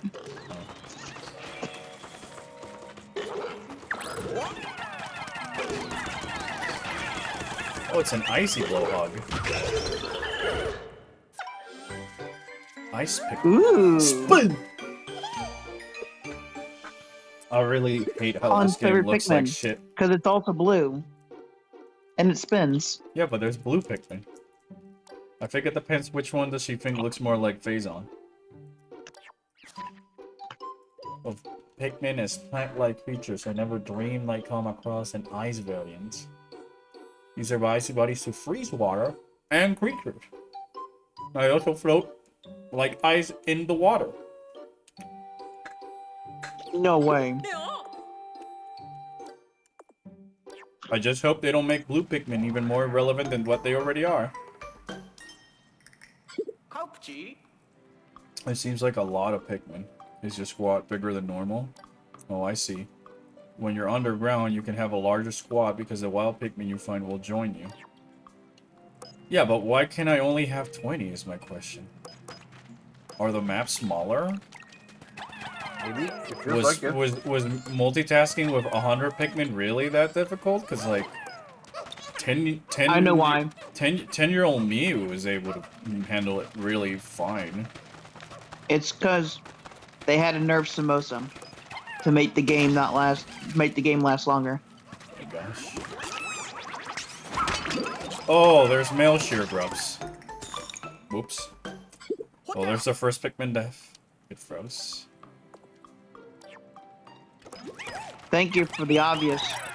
Yeah, I know. I feel like, you know, Tears of the Kingdom and Breath of the Wild came out, and I learned way more complex mechanics with no tutorial, yet Pikmin is constantly I didn't need stopping it me. to stop and freeze and zoom in, just point out every little thing that happens. Yeah. I can understand it with some things, especially, like, teaching about Pikmin automation, but For every little thing, though, man. the other games did it, but this game definitely feels a lot more because there's a lot more that you're stopping to do. And it feels more forced. Yeah. And again, I don't have a charge or swarm mechanic like the previous Pikmin games, which feels like a it feels very limiting. I know that there's an upgrade feature, but, you know, those are things I could have just naturally do in Pikmin's 1 and 2 and 3 out of the get-go. That the other abilities really felt like neat passives, like double speed, or the pluckophone, or fire-resistant shoes for the captains and stuff like that. Not something that... You know, it's kind of like if you bought Metroid game, and you couldn't... And although you collected another missile expansion, you now also had to collect an upgrade so you can carry more missile expansions. Ew. So I feel like there's a less of an incentive early on to just farm more Pikmins passively because you can only have 20 at a time at a moment versus 100. Where in the previous Pikmin games, you always wanted to be sending some of the enemies back underground, back to the onion to start building a backup reserve whenever you had the chance. Oh, I gotta freeze it. So I found the It answer. made you plan out your resources without feeling limited. Yeah. I found the answer to why. What? In Pikmin 1, there was no issue with the huge amount of Pikmins for you to have at the time. Yeah. But it became more of a problem on Pikmin 2 and 3 when you had so many different types of Pikmins. I really never really felt about it because this is more limiting. Now I can only have... There's more Pikmin types. No, it was not a matter of like limiting, it was a matter of like confusion in moments of chaos. Well, but it's the same here. You just reduce the amount of Pikmin so there's less firepower to use to try and control battle. Because then in that... Yeah, but also as you notice on the last battle, the fewer amount of Pikmins literally obliterated the frog that you were fighting.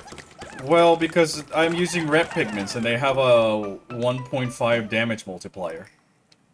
Come on. Which is part of the reason you brought red Pikmins when you go to fight. See, the thing is with Pikmin combat, it's sort of like, do you want to micro or macro manage? And that depended on how many Pikmins you wanted to bring to battle in the first place. Bringing less might take longer, but you can play more defensively. Bringing more, and then you can play a little bit more offensively and swarm the enemy, but might have a harder time. So it's that risk versus reward that was up to you, because you could have up to 100 Pikmin out at a time from the get-go. I mean, it makes sense when you say it, but apparently that's the reason why they made the I know, change. but... Also, apparently the other change they make was you can only have 3 different types of Pikmin at a time. Out? Yeah. What? Yeah. That's... Up to 3 Pikmin types can be with you on the field at a time. The rest will hang back until you need them. Wow. Innovation. It really feels like arbitrary crutches to your abilities for the sake of being different. I don't mind having the treasure, the Pokos, if you may, being used as a currency to buy upgrades and all that stuff, but I don't like the fact that I cannot swarm or carry more Pikmins out and about from the get-go.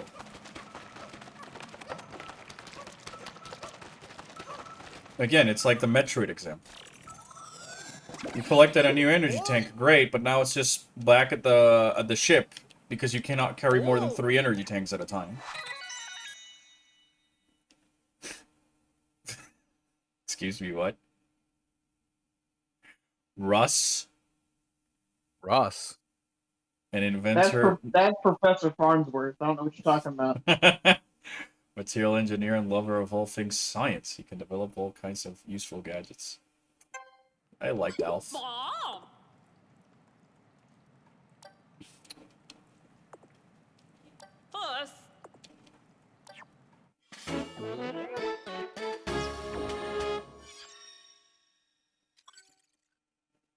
There's 3 more that you have to find. Yeah. And that concludes the demo. Alright, at least it's giving me a sense that some caves, hopefully, are shorter. Because as much as I like the caves from Pikmin 2, the main reason I dislike them is because they made the overworld feel more barren and empty because the majority of treasures was underground. And then the underground levels, you don't feel like you're walking on a world. It just feels like, at least in Pikmin 2, it's just randomly generated floors of pure void darkness with less music.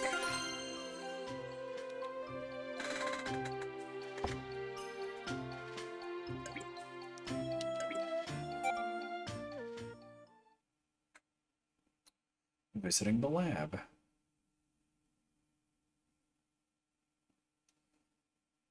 Also, the loading is a lot more noticeable here than in Pikmin 2 when you're coming out of a cave.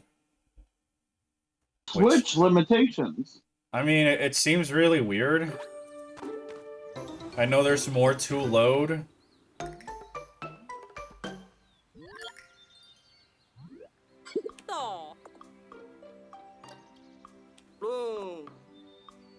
Oh yeah, so time this flow slowly underneath the cave. Okay, that was kind of funny. The onions.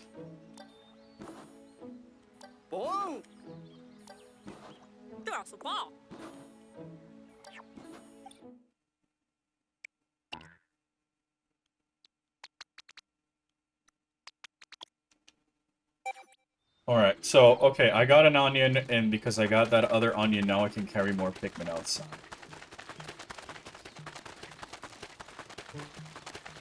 My only thing with the camera angle so far is pretty much what I mentioned yesterday. It makes it harder for you to know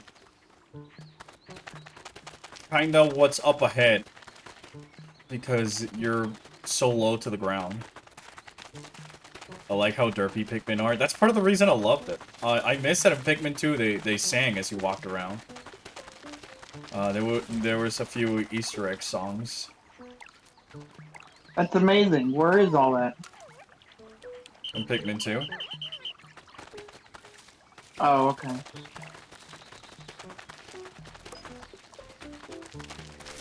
Alright, let's try and take down our first spotty bull. Okay, Twitch, I don't need a giant banner advertising Super Mario Brothers and Newbie. Go away.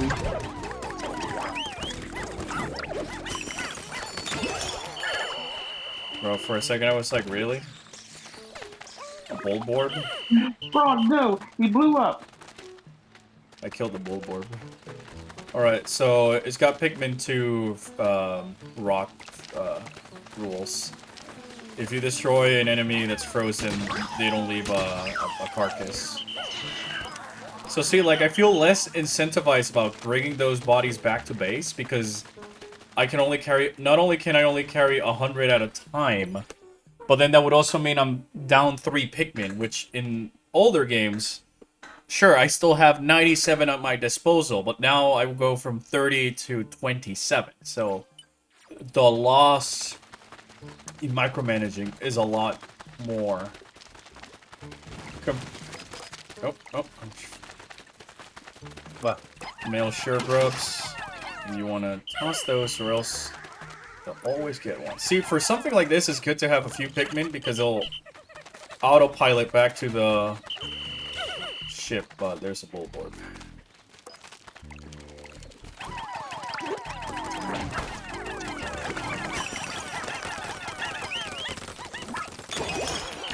Oh, red potion. That's early. Wow. Well, the red nectar, I wonder. Also, because in Pikmin 2 and 3, you started with more captains, so you can also multitask. I am hoping that as time progresses, I get more captains to sort of multitask around the map at a time, because then you could have, say, one captain is back at base, so any Pikmin that are doing an automated task back at base can meet up with that captain, and then you set that captain back to meet with the rest of the squadron or go do something else. I don't know why. For a second, I thought Ochi was going to do something like that because he's got a health bar. Like a captain, but no. Now she follows the main captain. No. It's like part of the fun of... Oh my god, this is so much time. No, apparently your chat says that it does later. I'm guessing later in the demo because, oh yeah, look at that. Open your pack.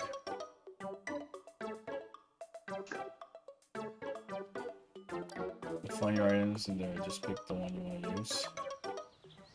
Okay, I'm confused. Your red chat says that you can do it now. You can switch into Ochi. How? I don't know. I would appreciate. Like, for example, why can't I lock onto that? It's clearly in my line of sight.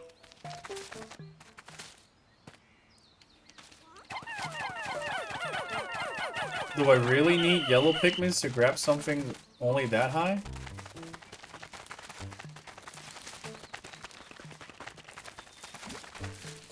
See, for that... You have to map the switch button. What do you mean? That should be already mapped in the game. What do you mean you have to map it?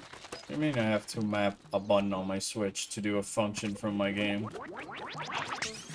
That's the first time that I hear ever that you have to map the button on a Nintendo Switch console. That is not a fighting game. Yeah. Press minus, I think. Same. Controls. Throw, whistle, ride, dismount, jump. Select Pikmin Duchy, model target, look ahead, select Pikmin. Oh, that's what they mean, shortcuts. I don't know, maybe? Oh, and settings are saying now. Oh, whoops, I used my potion by accident by pressing the D-pad. Oh well. Oh, wow. Hello. Yeah.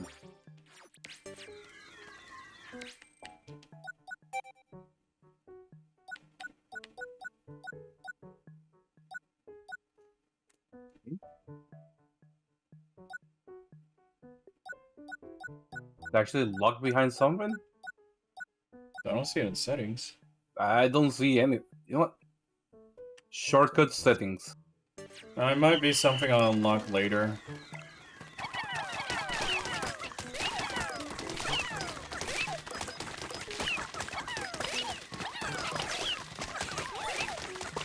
I don't know, it's just that I got used to having more than one captain thanks to the natural evolution of previous Pikmin games. Oh, buddies don't despawn overnight. Or at least these didn't? Okay.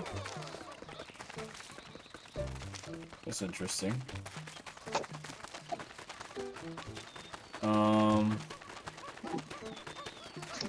I noticed the bird sounds, the chickadee. Hey, sweetie.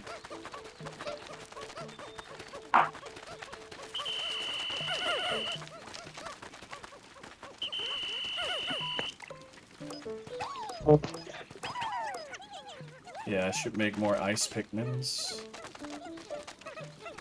Because I can freeze that lake, but it's gonna take all 30 Pikmin. Mano? Yamo? So onion color determines Pikmin type? So wait, it didn't make yellow? Didn't I grab the onion before? Or was that just some random new... Huh. Okay, so I don't have the ice onion. Yet. Gotcha. Oh, so, okay, so you need different elements, like the color onions for each color Pikmin? Yeah, so it's like the previous game, but I just don't have the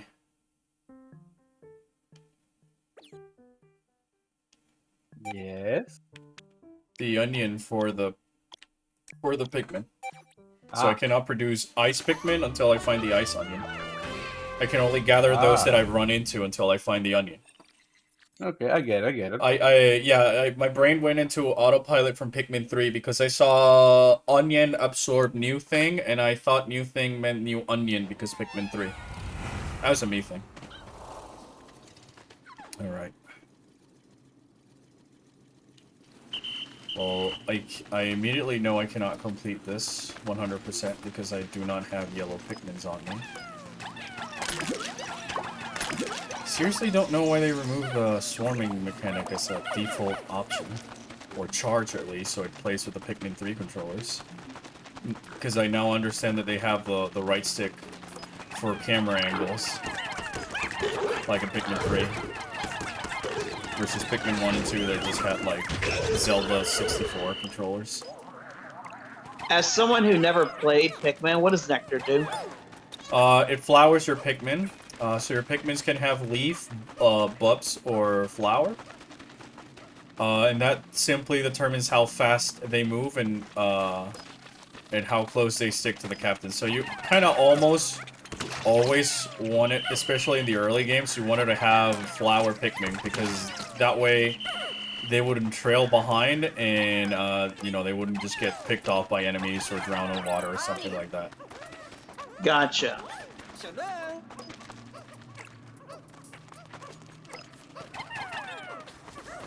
Also, Ochi is kind of like I cannot throw Ochi, so he cannot go up there. I have to go all the way around so he can go and dig. Which again, right, feels those yellow Pikmin. it feels so weird. Yellow Pikmin. Amarun? New type. I decided to call the yellow color Pikmin. With large ears and appendages, yellow Pikmin. I love this. I decided to name the yellow color Pikmin yellow Pikmin because I like the name a lot. Then ear Pikmin. They're resistant to like, oh my god, that's good. Oh? They're good at digging. Okay.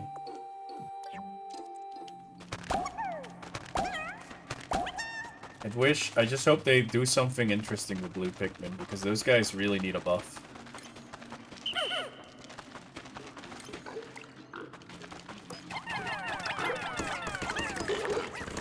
So red Pikmin collector are immune to fire, so like I can leave those guys fighting there and they'll be fine. Okay. Yellow Pikmin are the same but with electricity. And then what about blue Pikmin? Water. Other Pikmin cannot I already know what my favorite Pikmin is. The other Pikmin can swim. I now know what my favorite Pikmin is. Sadly, they're the most pointless. Or You at least- shut your mouth. I mean, I believe in the potential of the blue. just because they're underwater, there's not much you have to do underwater versus you have to do above water. And in some of the That Pikmin, in some of other Pikmin games, there really are many ways to go around water. That sounds like they just made up a reason to have blue Pikmin then. Yeah. Which is part of the reason I'd wish they had something else to it. Because just carrying things... Because at least in Pikmin 1, they could carry things through water. But the problem was that the Pikmin AI would only go through a certain path that all other Pikmin could do. So you could have... Even if the shortest path was through water, they would... and it's only blue Pikmins carrying it, they would still take the longer route through land because of the way the Pikmin AI was made to track back to the base. So them being able to go through water Ugh. is sort of pointless in the first Pikmin game. And then in Pikmin 3, you get flying Pikmin who can also go through water but just flying over it. So the only reason... And they would take shortcuts. So the only reason you would use blue Pikmin in that game is if the treasure was completely submersed underwater. Because That's so dumb. any Pikmin that's drowning or gets hit by a water attack that causes them to drown, you can whistle them and they're done with a debuff. And every other Pikmin has at least a secondary passive that makes them worth it. Fire Pikmin, red Pikmin deal more damage, yellow Pikmin can be thrown higher, and Pikmin 1 they could collect bomb rocks, and Pikmin 2 they survive the one-shot kill of electricity, and then Pikmin, you know, the others, they dig faster. White Pikmin were faster, they could see completely buried treasure, they dug faster, and they were poisonous, so if you lost one, it would deal a crazy amount of damage to the enemy, and then purple Pikmin were just OP. Blue Pikmin is just like, oh yeah, we can go in water and throw Pikmin who are drowning out of the water, but it's so situational that they don't feel as useful as the others. Because, for instance, in Pikmin 3, there was a boss, an enemy called the Peckish Aristocrab. He shows up in the Pikmin Smash Brothers stage that's like a crab. He'll put your Pikmin in bubbles, and if they're not blue Pikmin, yeah, they'll drown over time. So you might say, well, I'll use blue Pikmin to fight it. But then it also turns out that it's got a armored claw that you have to break first, and only rock Pikmin can break it, so you have to bring rock Pikmin and then swarm it with blue Pikmins, but at that point you might as well just toss it because rock Pikmin deal contact damage when being thrown. So it's stuff like that, that just because they can go underwater and through water does not make them useful, because flying Pikmin can do the same. And now, you know, Man. ice Pikmin, they said they can freeze the water so Pikmin can walk over it. And they can float on water. So yet another Pikmin that can go over water. And then we have the dog in this game, which you can make your Pikmin ride the dog, and they'll all swim through water in safety. So more reason why blue Pikmin are pointless. There you go. Which pisses me off.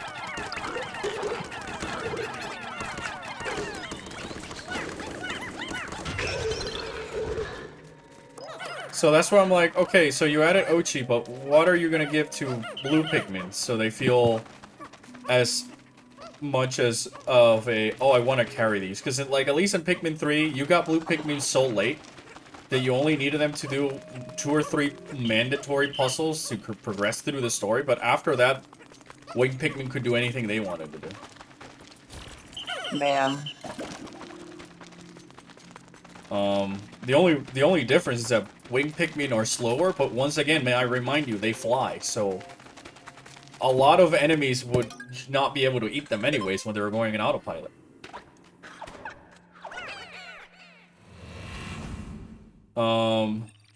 Yeah, and also in Pikmin 1, you could do glitches to push treasures out of the water, so then you didn't need bloots, but I'm not counting that, because that's clearly more of an exploit than an intentional mechanic. Yeah. I was referring more to a situation by situation where you're planning your team. You go, okay, I want to bring red Pikmin because I might have to fight something. There's a lot of enemies that use fire as their main thing, and I cannot throw, and they're all, like, they're on fire, so I cannot just... Okay, that's way cooler than the fire gaster. Sorry.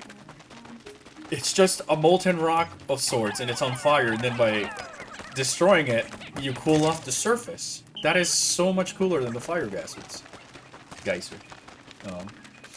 So yeah, the only reason you brought blue Pikmin over was because you went, oh wait, there might be something under the water, and I don't want to take a trip back, so... Sure, fine. But now we have a new Pikmin type that can also do things for blue Pikmin, plus Ochi, a dog. Can Ochi work on electricity? Try it out. No, cannot.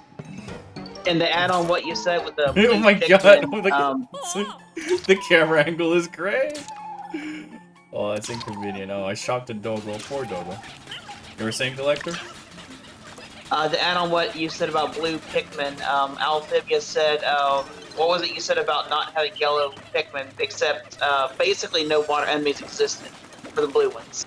Yeah. And then winged Pikmin, ice Pikmin, and Owachi all invalidate a lot of blue Pikmin use. Yeah. Blue Pikmin peaked #1. Yeah, if you were able to, if there were some bosses that were completely made out of water, or they were 100% submerged, then maybe blue Pikmins would feel more useful, because at least in Pikmin 3 there were some enemies that were made out of fire. So if you threw anything that wasn't a red Pikmin, chances are you really weren't gonna do much damage.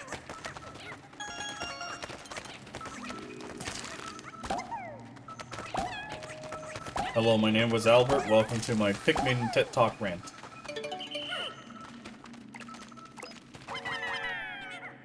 I think chat is gonna start to suspect that I don't like Pikmin.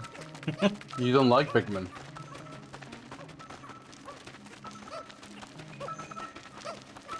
Like, right now, I'm having fun, but I don't feel like I'm having as much fun as multitasking on the surface, exploring the environment. I'm just on dark, damp caves.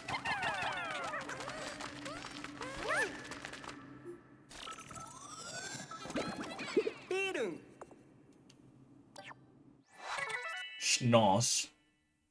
Why do they call him Schnoz? Because she likes schnauzers. A treasure appraiser who's traveled extensively. His unique techniques were used to develop a leading appraisal AI. Who is this? Snow Rescue Officer. Oh, so there's more people stuck on the planet? There were more people who came to save Olimar rather than us.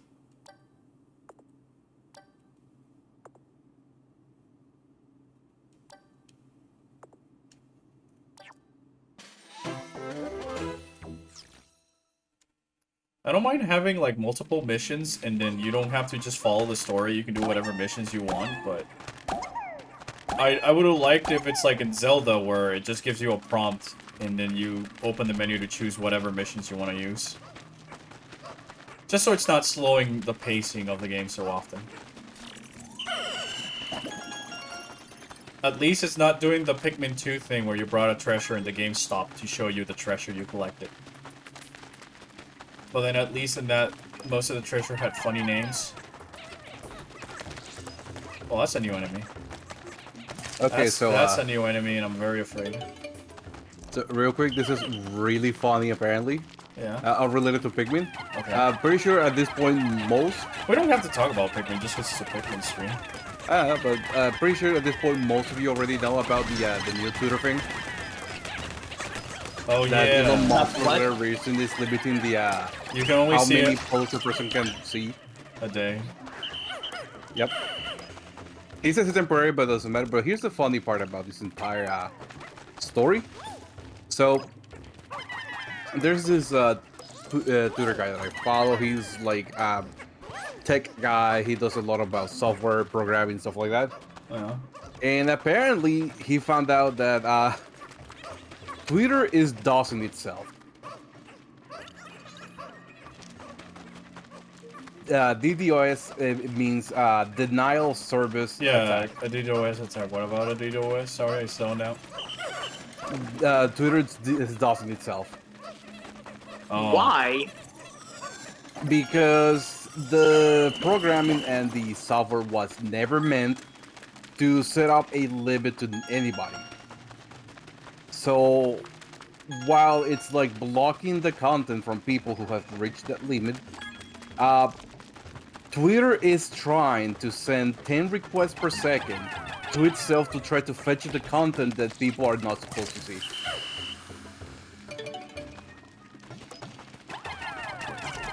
So it's in a perpetual state of trying to refresh the information that Elon Musk is denying to everybody. Ooh, that's a fun enemy. Ooh, Gotta that's a move them rock. out of the way or he's gonna squish them. So yeah, there you go. A company dosing themselves. That's very funny. That's sad. This is the first Pikmin game where blue Pikmin are on the last side you get. I mean, it's not so much about being the last, but like how useful they are. Illumination Goo, Deceptive Snack, Dusty Bed, Daughter of the Earth, Cookie Dusty of Nibbled Bed. Circle, SS Chocolate. That's not a dusty bed. That's a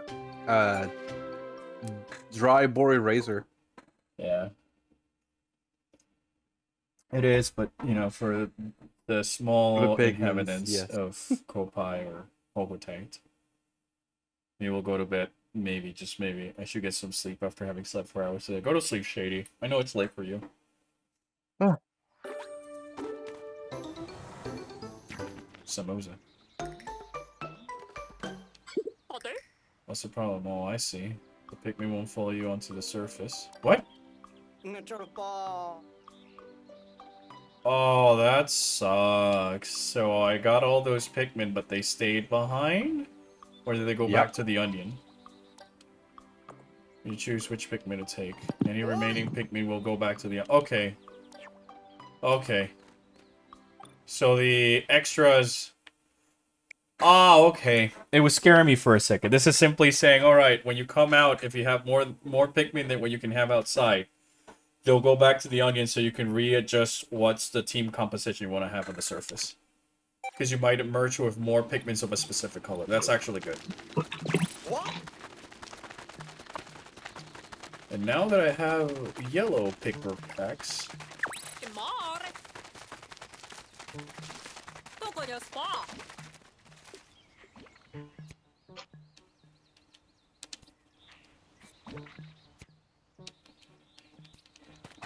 it takes longer to disband the team. I know I'm like noticing every minute thing, but it's just that I felt like it worked fine in the previous games, and I don't understand why they changed. They made some minor changes that ultimately affect a lot of the gameplay. I do like how the reticle changes color to symbolize what you have selected, though. It's a very good detail. What are your thoughts on the 20 Pikmin limit and 3 Pikmin type limit? I think it's dumb, as I mentioned before, because it ruins the possibilities of doing... You know, I find it funny that for having Dandori and Dandori battles and the art multitasking and all that other stuff in this game's promotion, that they really limit how much you can multitask by only having one captain at the moment.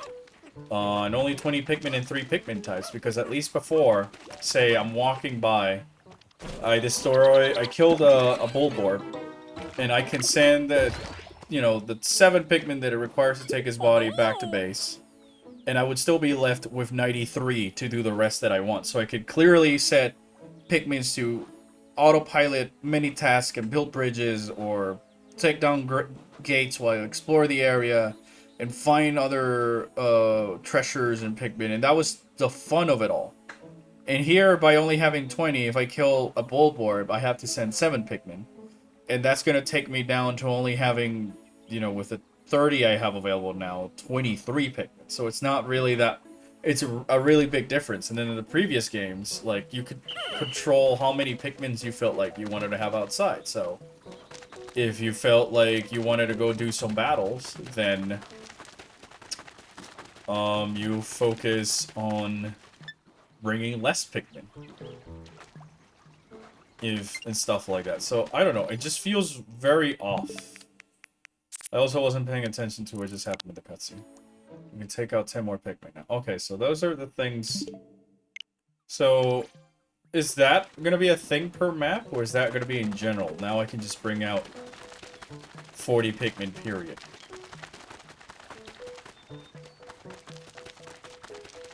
Well, until I get more Ice Pikmin, or the Ice Pikmin Onion, I cannot really go through there.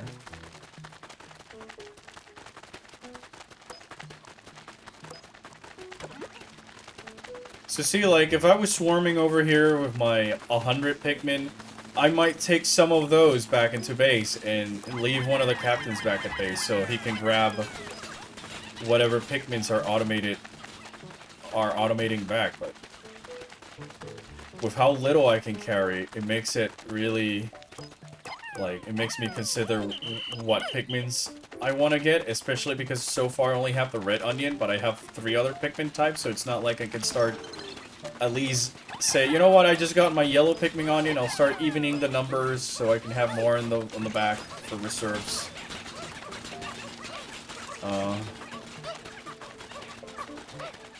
There's a delay after you throw what's needed after something. What do you mean? What do you mean by that, chat? The delay. You do realize it's the first area. They're keeping it small, make the late game bigger. You do realize that this. I'm talking about how the other games worked from the first area, though. I'm talking about Forest of Hope, and Distance, and, and all these other areas from Pikmin's 1, 2, and 3. Like, sure, the impact site was limited, but we already went through this game's equivalent of the impact site, which is where the mothership is at. This is this game's equivalent of the Forest of Hope, where I could already have 100 Pikmin and swarm and multitask and stuff like that. And Pikmin 1, at least in Pikmin 2, you would get Brittany back fast, so you could start multitasking, starting with the first baby area. Pikmin 2, you start with 2 captains, period. The game will stop you for like a second from overthrowing the amount of Pikmin you need. Yeah, it's like for the moment I am saying in Pikmin 3 right now, I would have the rock Pikmin onion and a second captain. And the 100 Pikmin's limit at the time and all that stuff. So I don't really feel it's a early game thing, because you know, in Pikmin 3 I can have 5 different color Pikmin out. Chat is saying I can only have 3 out. Until I get some arbitrary power-up thing to do something I could just normally do in the previous games.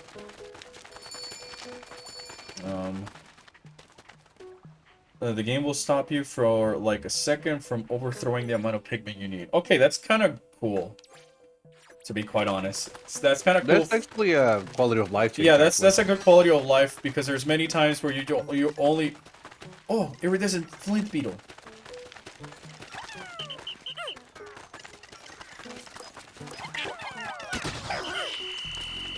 Because at least that way, when you want to have a specific number, you're only throwing that specific number, and you're not.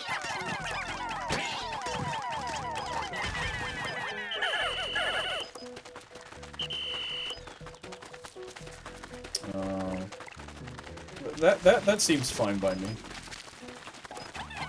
I don't like how the camera gets sometimes stuck behind a wall like there when enemies are approaching me.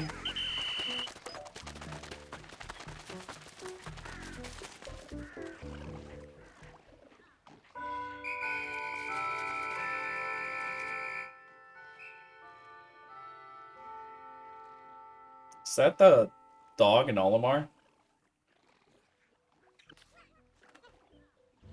I don't know, maybe? Alright, it's end of day.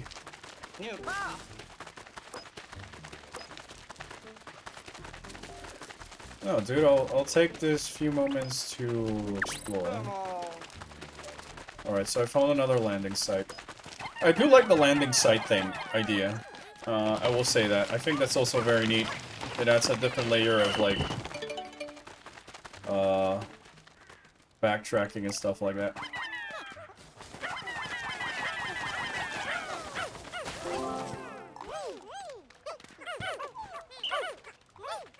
I think they had those are new Pikmin voice lines, which I also do like. Oh, there it is, the dreaded countdown.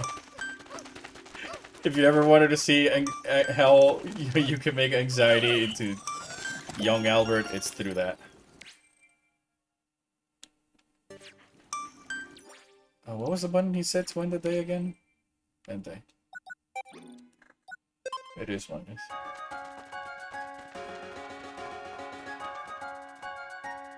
Yeah, I like the areas, the different landing sites. I just hope that the maps aren't too crazy big, so it just becomes hard to navigate where you are. But I do like the idea. There's ideas I do like. There's ideas I do like. The main thing, I can put up with starting with low amount of Pikmins and then progressively you feel like you're getting stronger because now you can carry more Pikmin types or more Pikmin number.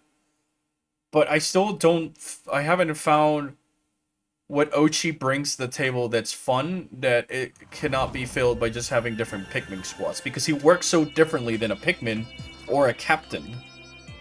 But doesn't feel... It feels like a weird middle point between a Pikmin and a Captain. He's got his own health bar like a Captain. But you can throw him like a Pikmin. Satellite shield. Refreshing goo. Somebody sent this screenshot to Pawn. It's a blue... Look, it's Phazon. Director of Destiny.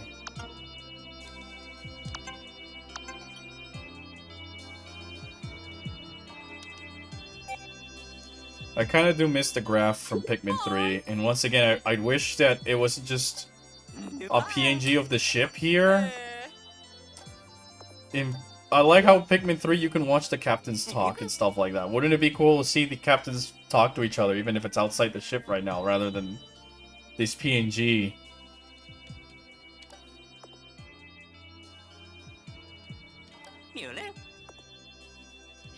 Cool. I'm upgrading my 3D printer so we can put this miracle material to use. Building.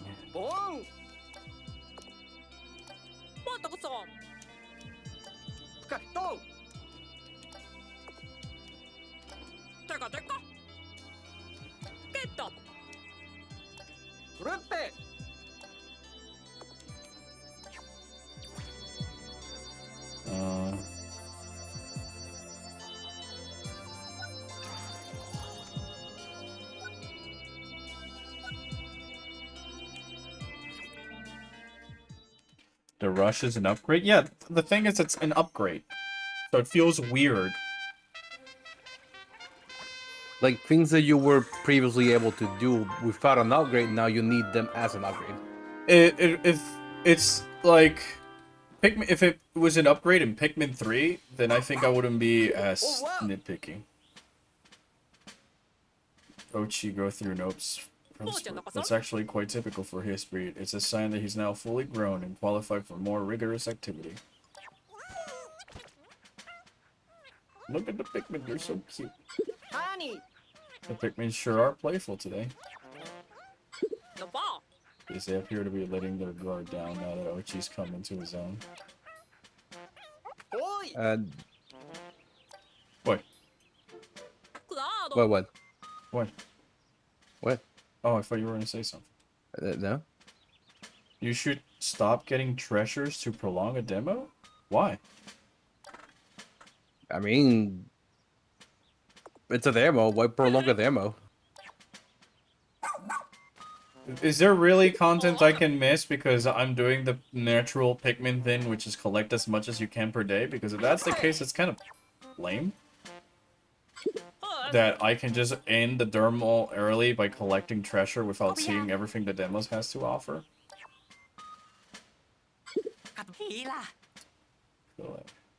Clay. This functionality we should be able to easily build on location. Apparently, yes, Oh! and apparently you can miss a lot. Wow.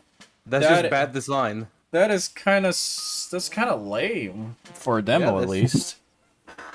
Hell, like 'Cause- even for if that's the case, because that's if it happens with the demo, it happens with the main game. That's just bad game design. It's like, you know, you got Metroid, and then, or you know, a demo for Metroid, but if you collect too many energy tanks, it ends early.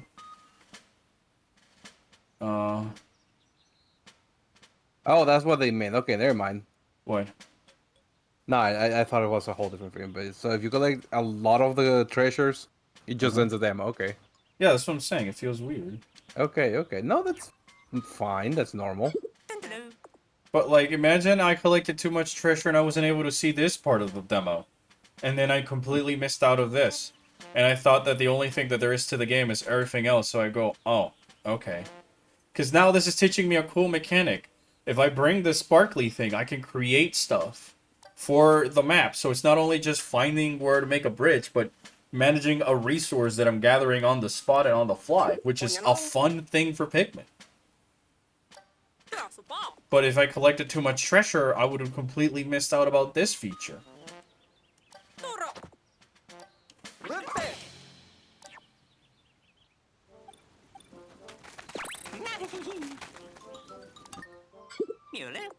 Is this a Professor EGAT reference? The NPC?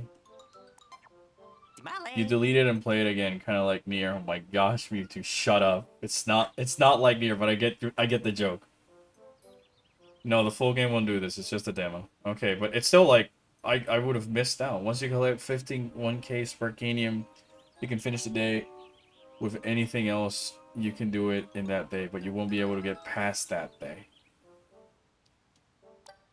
The demo won't let you go to the next field. So I cannot even check out the other things that are in the demo because I just decided to gather more resources. Survey drone. It's imperative to explore your surroundings from every vantage point. Use this to scout the area. Charging horn. There it is. Yeah, I'm gonna get some water. I'll be back. There it is, the feature. Treasure gauge, it's like the one from Pikmin 2. Alright, I'm gonna get the survey drone. And the charging horn. Scrummy bone. When Ochi is injured, this will heal him instantly. Emergency kit.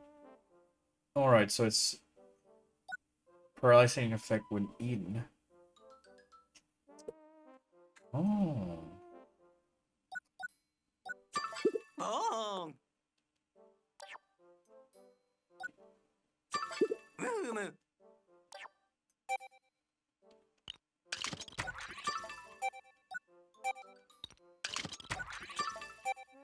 Hmm. All right, I gotta stream. Hi, Albert. Hey, Shira. I've been thirsting over the new Yuri Noel like you have no idea. And Pon has been bullying me all about it. Maki. They decided to announce on the day of my birthday that my favorite characters from the one gacha game I play are having their are on the summer ban.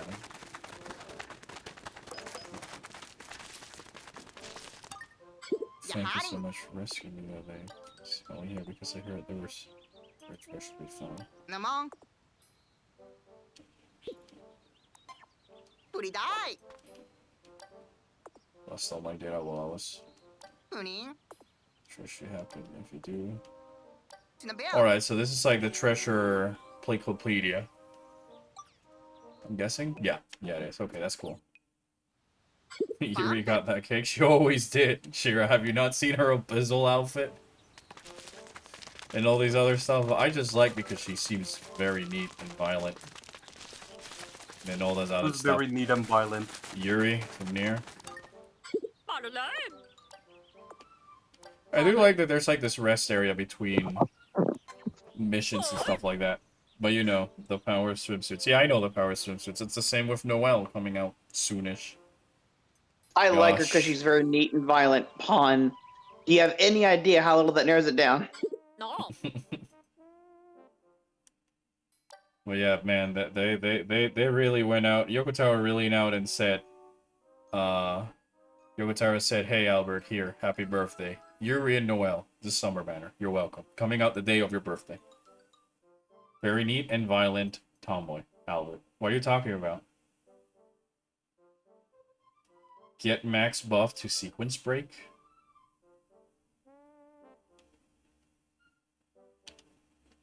Valentine. As for what skills to learn and when to learn them, that depends on the rescue approach you two want to take. Ore.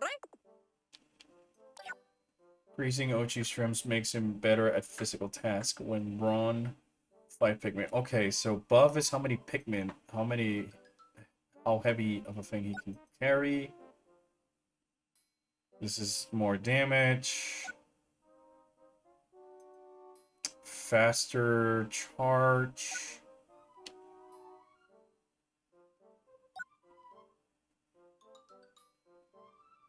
Or auto heal. Command.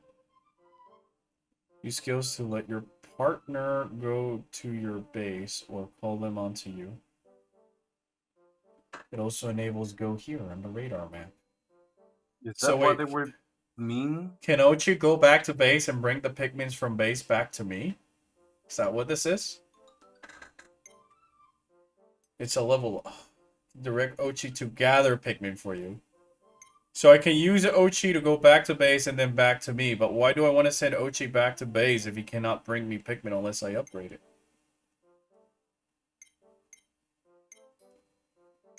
This Ochi learns to distinguish scents. Go to your base or to call them to you.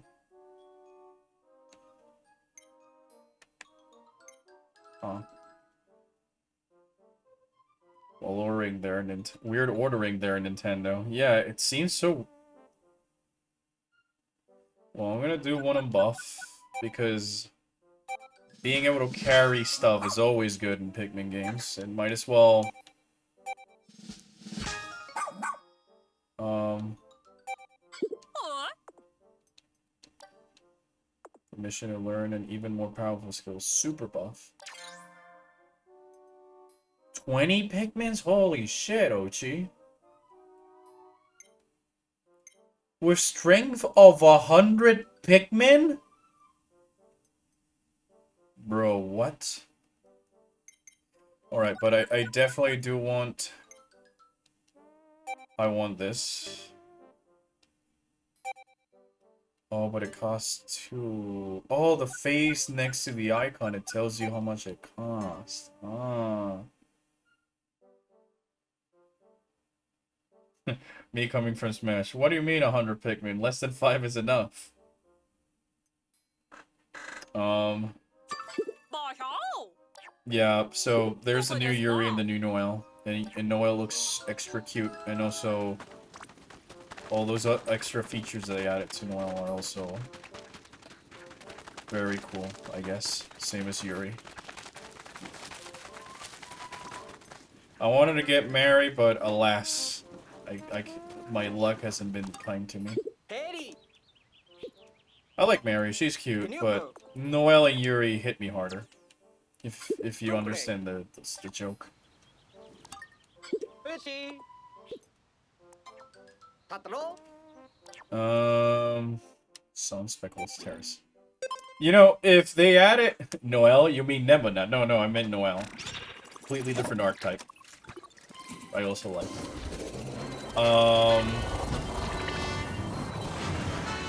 If only if you know how they announced for Near Reincarnation the skirtless 2B, because of course, they could do the same with Berserk mode A2. But no. I just want more A2. A2? Which gacha are you talking about? Near Reincarnation. I only like it because it's Near related. I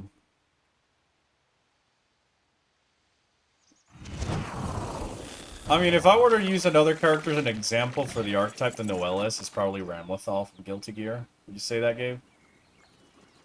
Well, with Guilty Gear? No. Noelle is kind of like Ramlethal from Guilty Gear personality-wise. An airhead that likes cute puppies? Yes. Who plays puppies with birds. Very sleepy, quiet voice. Does not understand some normal conventions. Press Y to mount, then press again to dismount. Press X while Ochi to jump. Build up his power. To launch Pikmin on his back. It will give you access to more search areas, and Good Rush can be a game-changing move and battle. Some people pointed out that Noelle is surprisingly thick, though. Oh my gosh, Shira. I mean, she always... I mean, if you look at some of her original concept art, yeah, she always had that extra thickness, but I guess I'm surprised that other people just didn't notice it. It's like you look at the default outfit. It seems like the same proportion she has in her regular default form. To me. I don't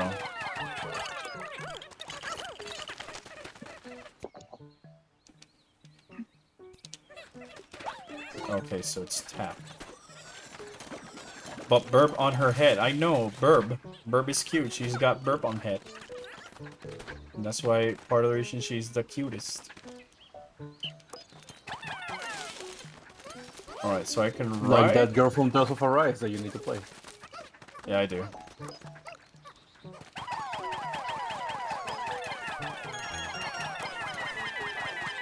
Alright, so there's now extra incentive for me to bring those... For me to bring these.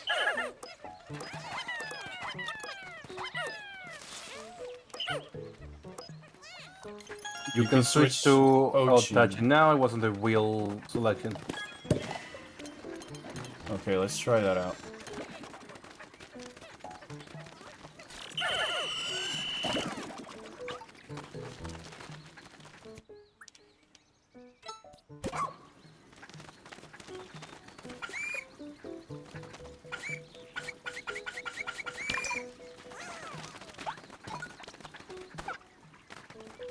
Okay. Okay.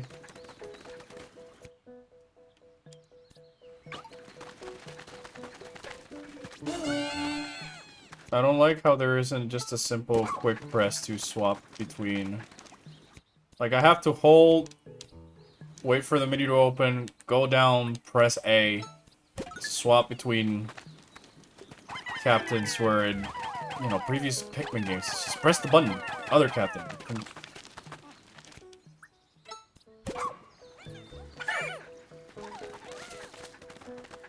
Marble.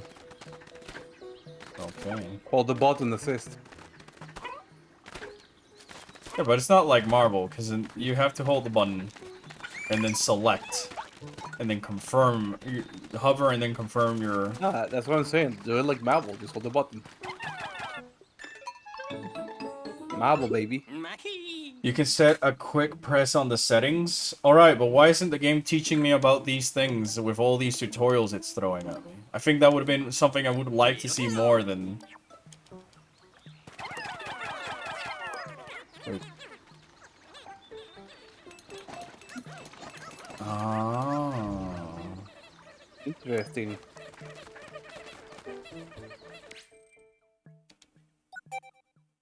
It will teach you later, but why not now? Why when not you now got when I the, can when I can do it? Yeah, when you're looking new options and commands.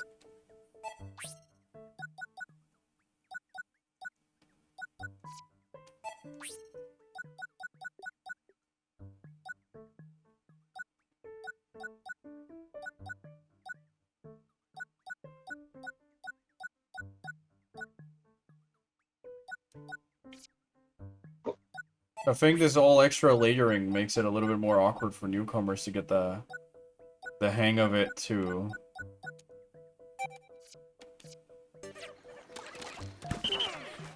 Okay.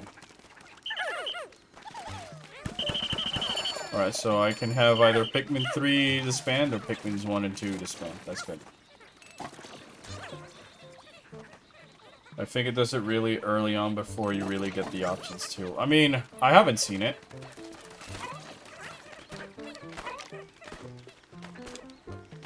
I don't really mind the lack of, like, a time limit like in the previous Pikmin games, because it does give it a little bit of a more of a relaxed feel, though. I will say that. Oh no, not that bell. I have, Dondor, my Monster Hunter for you, G-Rank PTSD, oh my god. I know the feeling. For you, my beloved. For you. Alright, let's... For science.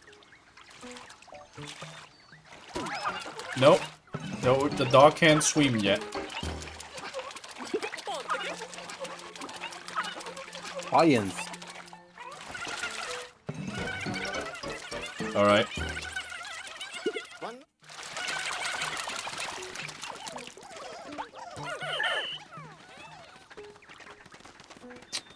Like, my question is, why wouldn't I want to ride Ochi all the time? What do I lose by not playing on the floor?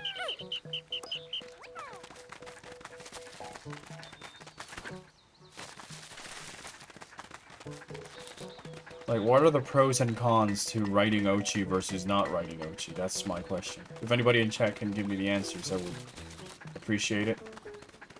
Because I quite don't see much of a difference.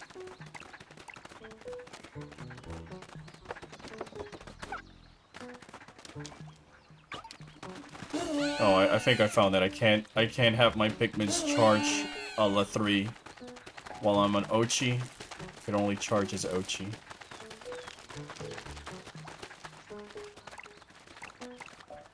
Don't have 20 ice Pikmin yet.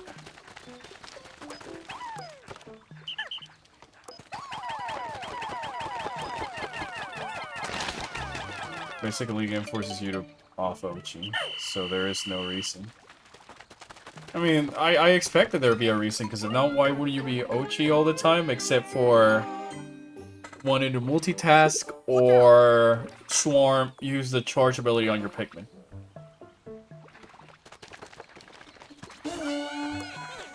Because, like, I noticed when I'm on Ochi, I cannot swarm my Pikmins, like, because it's now the jump button. The only way I can swarm the Pikmins is by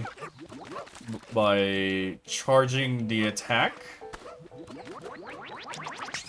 and then have Ochi stun the enemy, which... What dog doesn't fucking know how to swim? I guess it's a special two-legged dog. There are dogs that don't know how to swim. If they never get the opportunity, they will never know how to swim. True, I guess. That's just true for any mammal.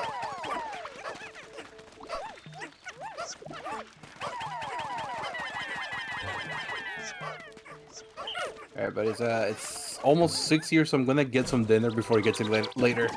Alright, I'll keep streaming this a bit and then maybe see if either call it a stream or we play a different game. Alright. Then when I come back, I'll see if you're still streaming. I'll see you later then. Wait, so now do I have yellow Pikmin? Yeah, now you have yellow Pikmin. Alright, but I'll come back. Alright. Collector, you still here? Yes. Oh. I like fish. I like burps. But fish. Would you be able to swim if you didn't have arms? I mean, I've seen plenty of the Paralympics.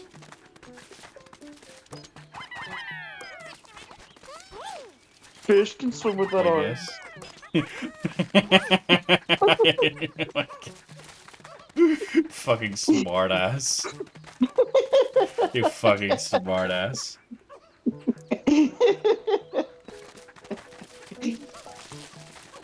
I'm just saying. I kind of dislike how you don't really teach Ochi anything. It just happens off screen with the captains teaching Ochi something every other day. Yeah, me too.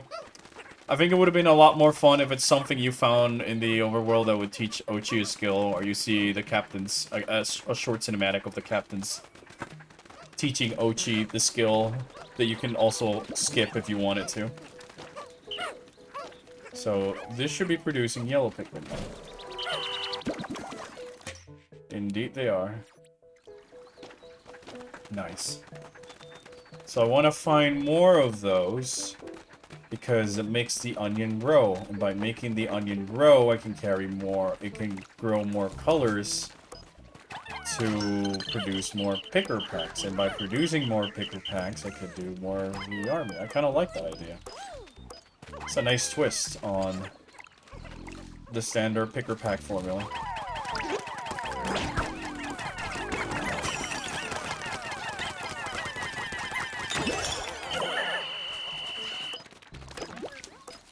Alright, so...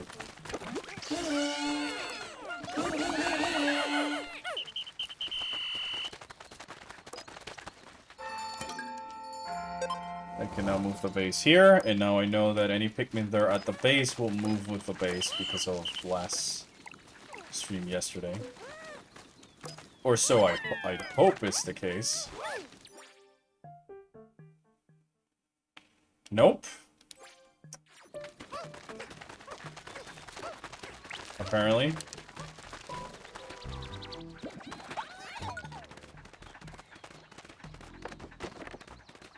That is very strange.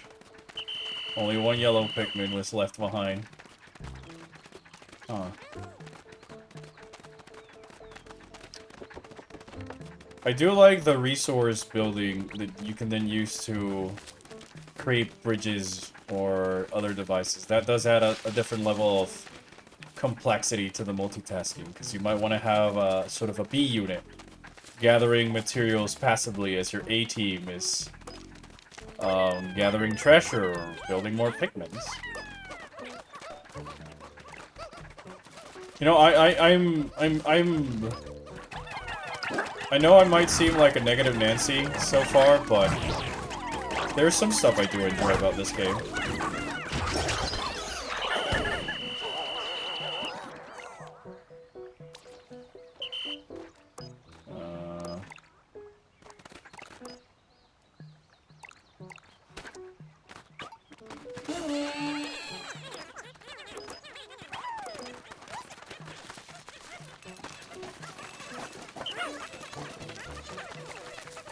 Oh, there we go. There starts the multitasking.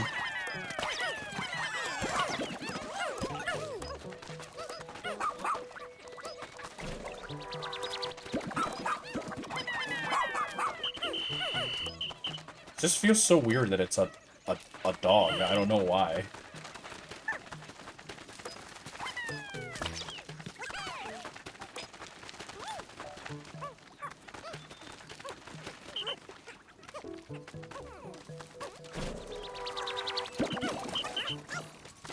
Alright, if I throw Ochi...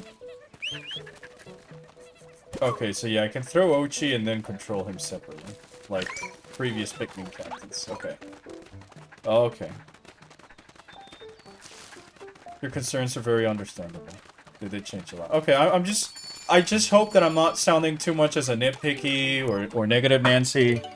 Because I really, it's more that I really like Pikmin a lot, and it's been so long since Pikmin 3, and it's a new Pikmin game, that I might have, I'm not sure if it's just me or if other people have felt the same. Most of my worries were with like Ochi and how he brings stuff to the table. Now that I'm playing it and unlocking more stuff, I can see some of the fun. But I cannot deny that it's taking me 2 hours to get to this part where I'm feeling like I'm having fun. Which, you know, in the previous Pikmin games were essentially happened since day 2.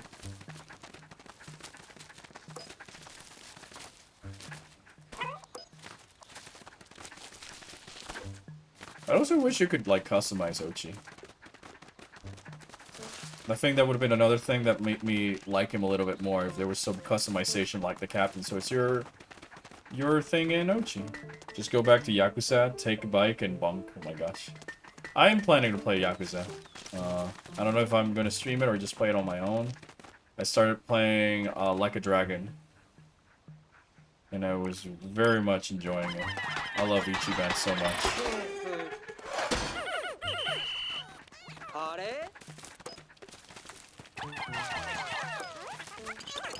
Something that happens with me, I guess I'll explain like why I haven't played certain games like Yakuza and all that, even though they look interesting to me. Is that I mostly play games on my Switch, because it's a portable system. I'm a guy who's, as you might notice from being on the Discord server, or chats on streams, or social media, I tend to travel a lot because of work. So I like being able to play the games with me where I go from the Switch. And where I'm currently living at, I don't really have like a couch where I can sit down and play games comfortably. So since I have as a PC to play these games and no place to connect it to like a couch environment, I don't feel so enticed to play Yakuza because I cannot just chill on the couch and play it. Instead I have to sit on my desk and play it, and I feel like I'm doing work at that time instead of relaxing with a video game. Like right now I'm at least sitting on my chair, and I feel like although I'm playing Pikmin, it's also like a little bit work mode because I'm in my work chair and on my work desk. So part of the reason I've been enjoying Zelda is because I can stream it here, and then I can just move the system really easily downstairs and play it from the couch, or I can take it portable and play outside with my birds, or if we're going on a trip, I can play it on the plane or whatever, versus this is just stuck to the tower. One of these days I'll probably find a better place to stay at and like get myself a couch, and then, you know, that'll be a little bit easier. Anyways, Pikmin. It's red alert, I see something or someone. Did Oliver fucking die and got turned into a Pikmin? Is the bad ending from Pikmin 1 canon now? Rescue officers.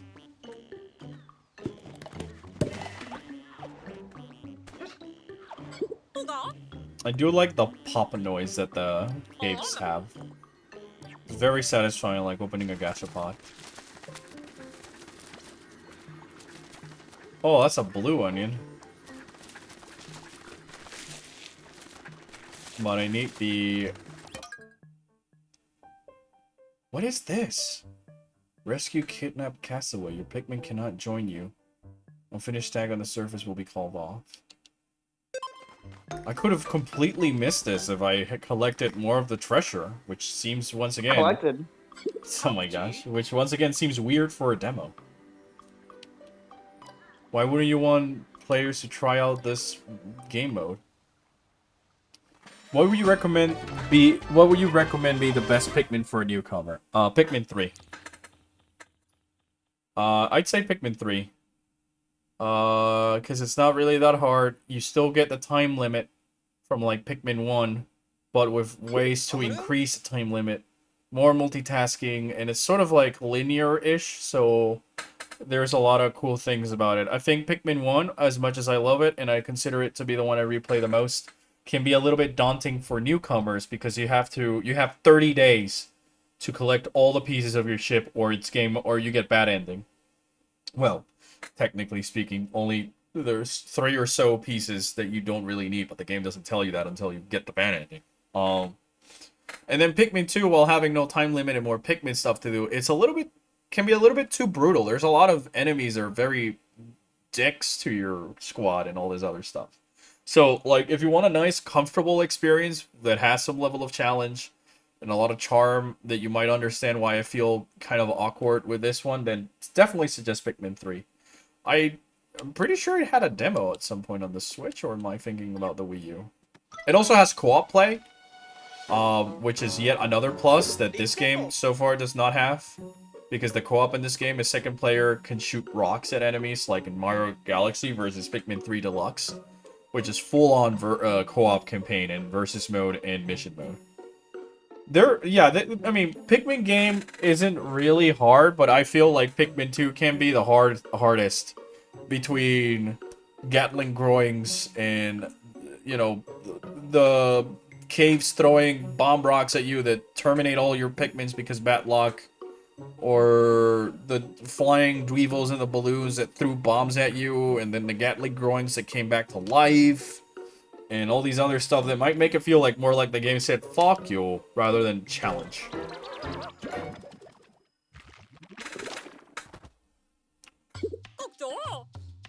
The ones I replay the most are 1 and 3. Those who do not embrace Dandori cannot survive this planet. But if they grow the leaves, they will thrive. You skin having one. Do you believe you do not need the leaves? I will test your abilities to see if this is true. So, Olimar just made dude turn into a plant because, yeah. And face me and Dandori. Olimar, what happened to you?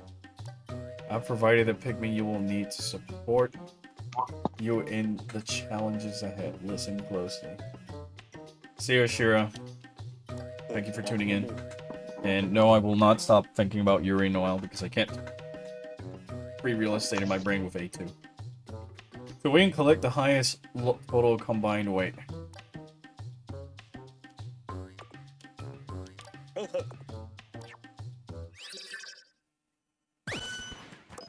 Touch go!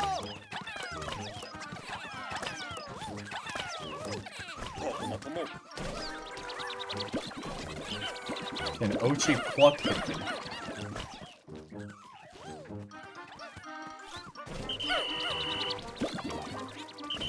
Oh, I don't think you need to pluck them in this.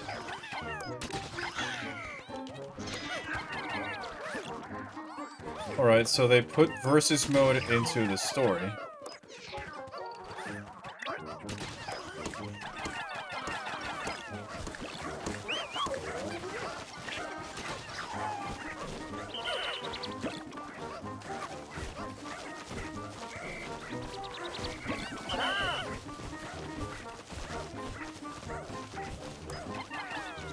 I was about to call those red Pikmins, thinking they were mine, but then I saw the leaf color.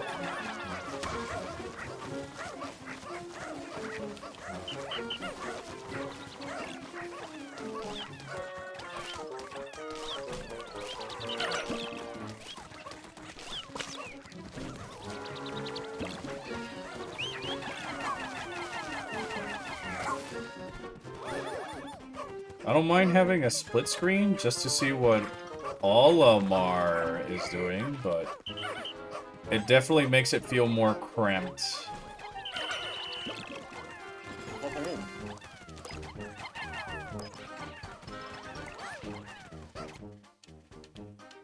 But your camera angle was so good already in the game.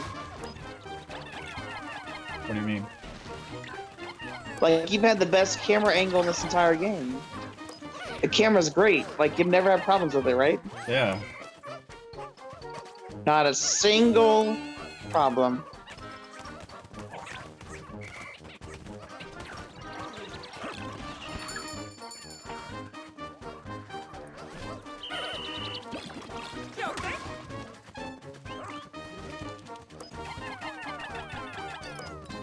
It's like a mixture between battle mode and Pikmin 3's treasure mode, mission mode.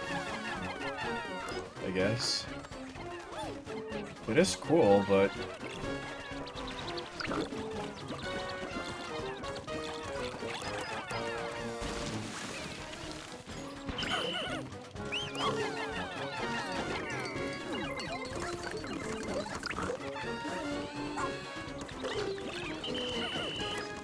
Yeah, I have 69, nice. Nice. Nice. Alright, so it just keeps spawning items until the battle is over. I think I would have liked it a little bit more if it only was like there's a limited amount of treasure, so rush to try and get as much as you can. But then again, I guess this adds a little bit more chance to have a comeback if you need it.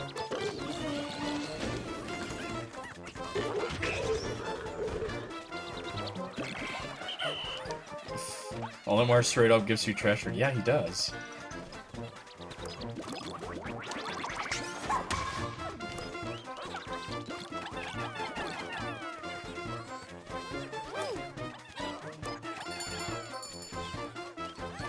I mean, it also doesn't take too long, so it's not really that much of an issue, to be perfectly honest.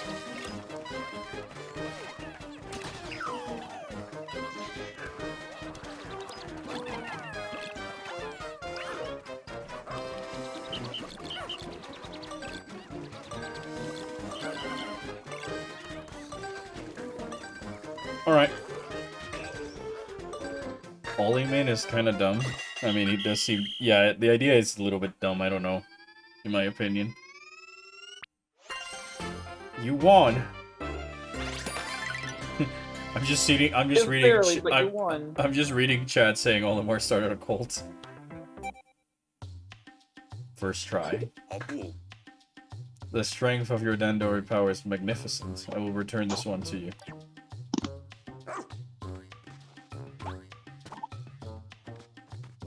Alright, that's funny. It's like, you've proved yourself better?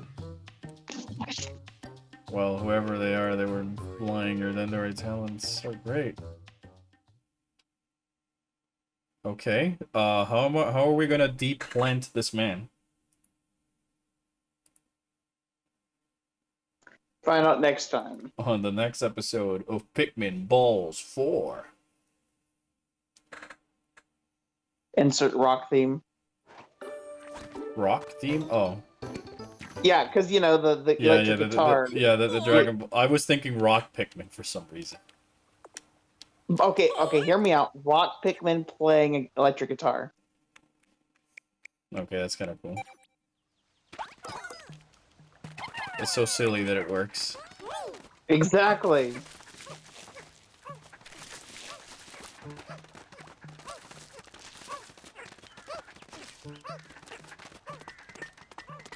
See, now I'm starting to, like, connect the pieces in my brain about, like, so you get to do this because of that, and for this, and then that, and this connects with the other thing.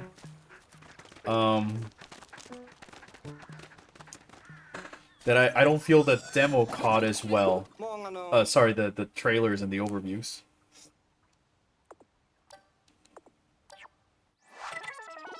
Error. PNF 44. Charlie? Charlie?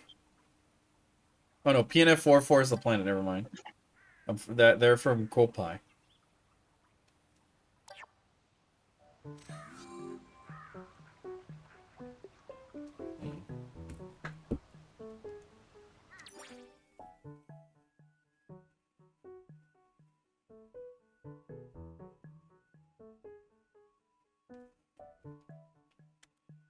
The Simos a slow burn. Yeah, I have a huge pet peeve against games that are a slow burn, especially in the start or in general, because, like, I don't know about you guys, but when I buy a video game, I'm more looking forward to the gameplay and getting to the fun part than a narrative or a story. Because if a game has so much narrative, especially the intro, why not just watch a movie or a TV series, you know? Why am I not just going on YouTube and watching the cutscenes instead of spending $60 to play the game? Which is one of the main issues I've had so far with Xenoblade Chronicles 3, personally, is that the cutscenes are so long at times for not much of a reason to be long.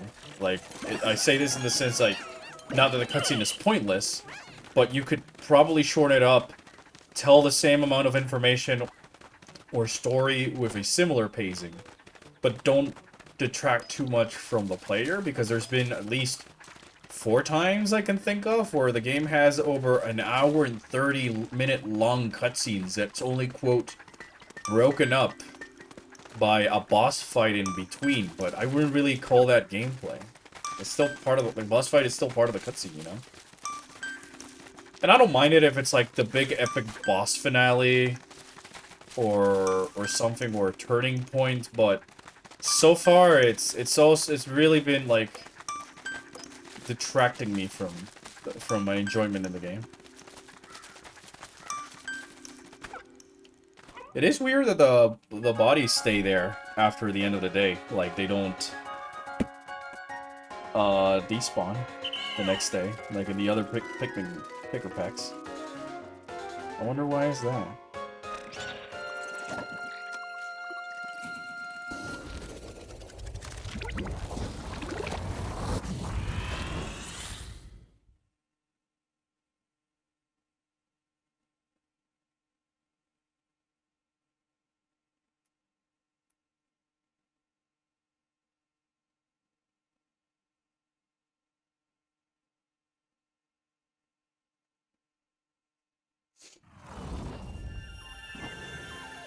Ba-ba-da-ba.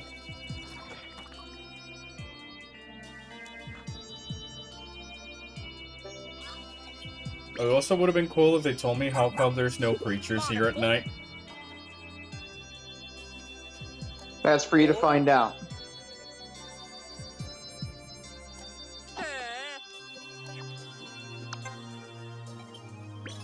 Sunseed berry.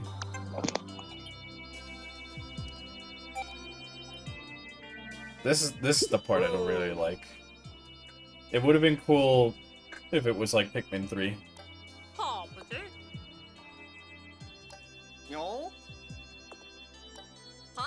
I like, from what I'm playing this second part of the demo in the stream, I am excited to buy it. What I played in the beginning really was like, eh. I hear bird outside, a long-eared owl. Burb. Burb. We don't have those over here. Burb. Is that the Titanic sub? Oh my gosh, Mewtwo, too soon. What's their current condition? Well, they appear to be a bush. Nothing to report. They're still asleep, and they haven't responded to any of our attempts to wake them up. They don't seem to need to have an element to breathe, and we have no idea how that's possible.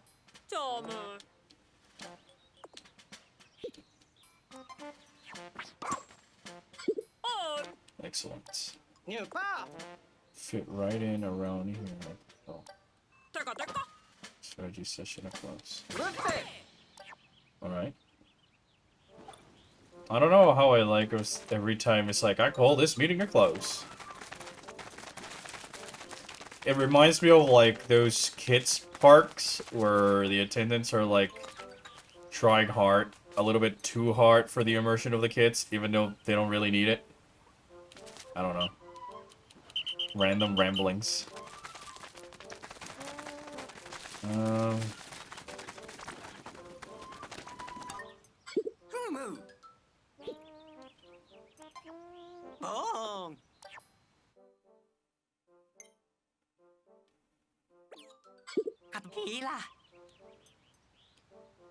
Why can we see them for this, but not at night? That's what I'm saying. The conversation at night should be the one where you actually see the captains talk, because they're all like talking about the things that happened during the day, which was part of the fun about the previous Pikmin games, was the end of day log. In Pikmin 1, it was Olimar's sort of journal about how he's surviving on the planet, and what was cool about that is that you only had 30 days, but they wrote like 90 different logs that would happen depending on how much time Olimar has left and how many pieces he's collected, or if something good or bad happened that particular day, or about an enemy or something like that. They give you hints, and no two players would probably have the same ones without even noticing it. In Pikmin 2, you got letters from your family motivating you to keep putting up the good fight so you can collect treasure and pay off the company debt to get back home safe in time. And then in Pikmin 3, we kind of go back to Pikmin 1, where the captain's writing a log, and you can see them through the window of the Drake writing the log about what happened during that day. And then the next day, before you journeyed into the wild, like in the hub, they would talk to you would see them talk to each other about what happened.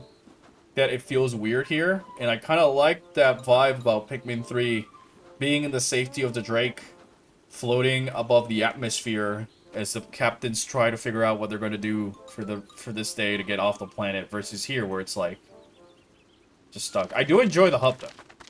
I do really enjoy the idea of a hub on Pikmin.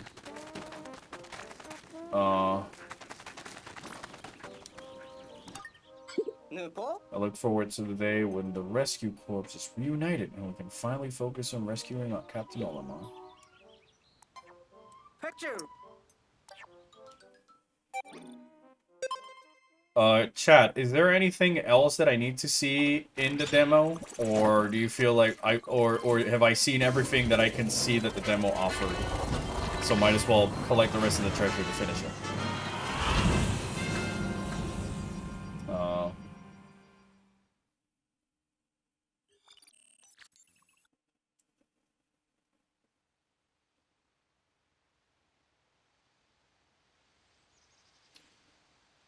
Let me know down below at this email web zone.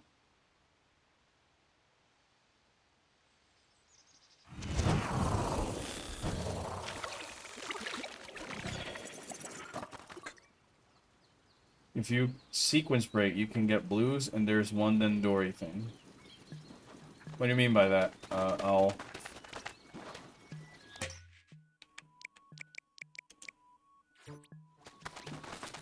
There's one more Dendori cave, but it's not a battle, and you can get the blue onion. Okay, I am assuming it's in that frozen water. I need to get more ice Pikmin. Or find a way to teach Ochi how to swim. Oh, I forgot to check about the abilities of the camp, didn't I?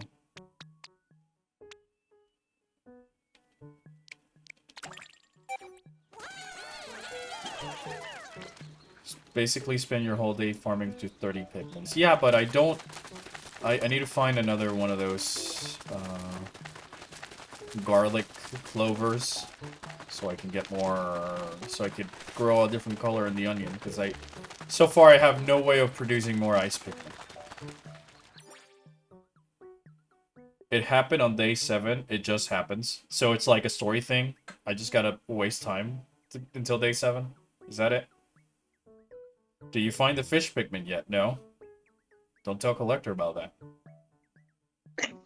Hey, yo. Aquatic marine life?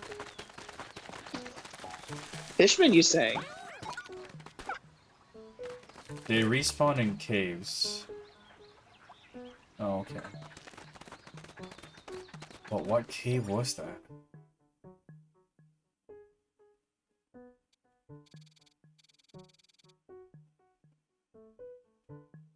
Alright, so I'm gonna assume that if it's open with a flag, I've completed it.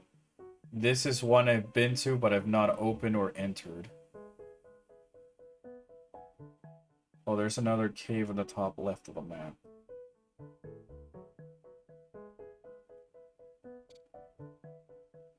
Oh, okay, I can see, go up here and build that bridge. Let's build a bridge.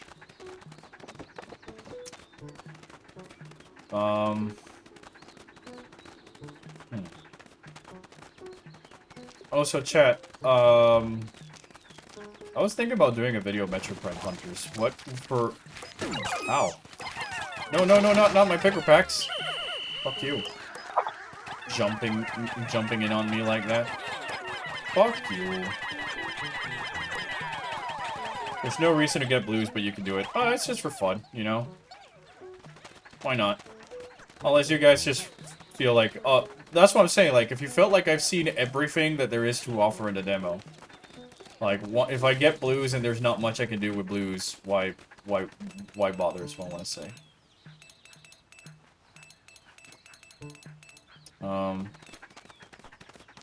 Yeah, the question I was gonna ask is more. I'm still gonna do the polls as always, but I was thinking about doing a video on Metroid Prime Hunters.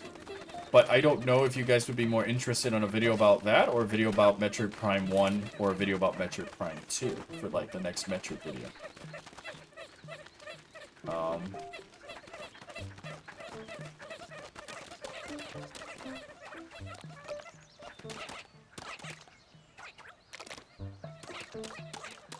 It's super cute how they line up.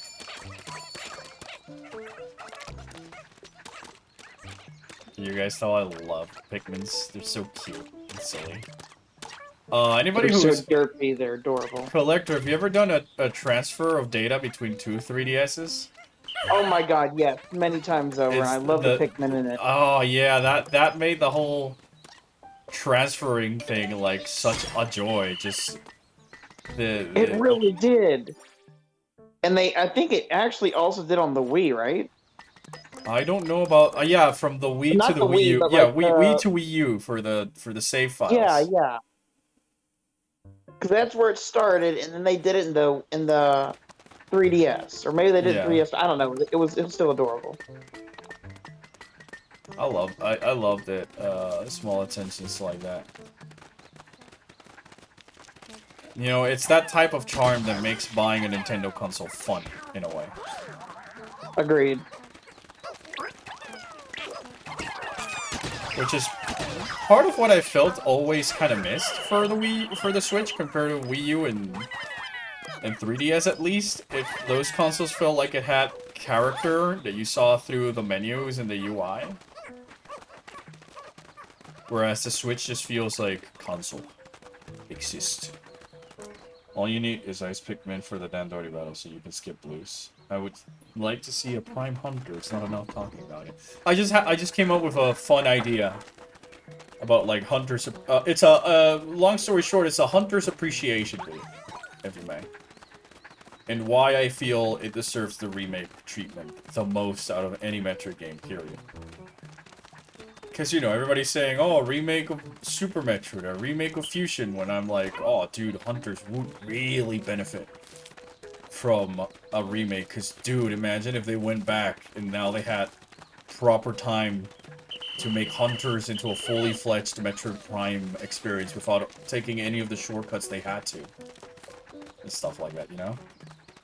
So I felt like that would make for an interesting, fun video before I go back into more lore stuff like that. Another video I had about Metroid Prime was regarding the Chozo artifacts as a gameplay mechanic, and why kinda is smart as a gameplay mechanic looking back, and or you know, more lore videos about Metroid Prime 2, my favorite. I'll make a poll because I feel like I've already touched, as I've mentioned in the past. They're singing.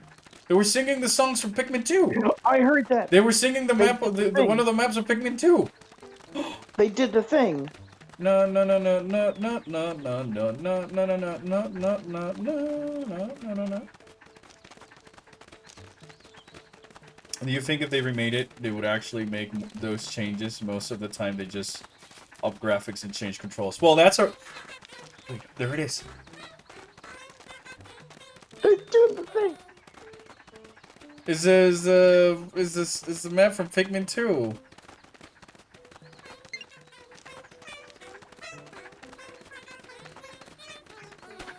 How can you not love the Pikmin? They're so adorable. To answer the question the chat was asking, I found a hole that should lead to the top of the mountain. You know what? I'm gonna get the Ice Pikmin just because I can, for fun. Yeah, Awakening Wood, that's the one. Thank you. I don't remember most of the map names for Pikmin 2. But what I was gonna say is that the thing about when it's just graphics with updated controllers, that's more of a remaster. Like what they've done with Metroid Prime Trilogy. What I was suggesting in the video is a full-on remake. Like, we're remaking this game from the ground up, similar to how they did with Samus Returns or Zero Mission. It's still the same game, there's still some of its DNA in it, but, you are now... The developers get a second chance at making it. So that, you know, they could implement from the simple things as full-on twin stick controllers for the shooter to and nicer graphics to changing some of the bosses, changing some of the map and stuff like that. So what I'm suggesting in the video is like they would go the full treatment for that game with how they've done with Samus Returns and Zero Mission.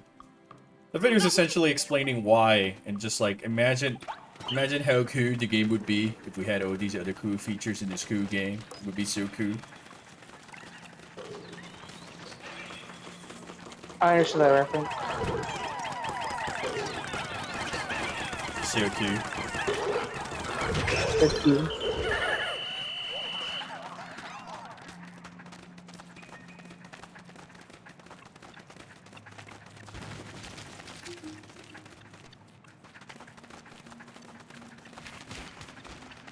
Well, I guess it's only 5 Pikmin I can get, so we're gonna do this 3 more times.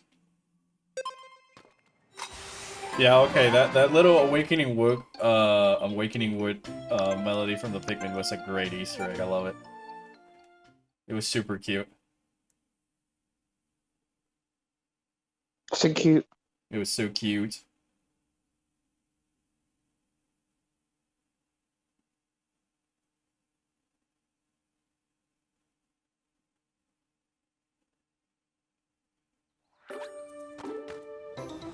Dun-dun-dun-dun.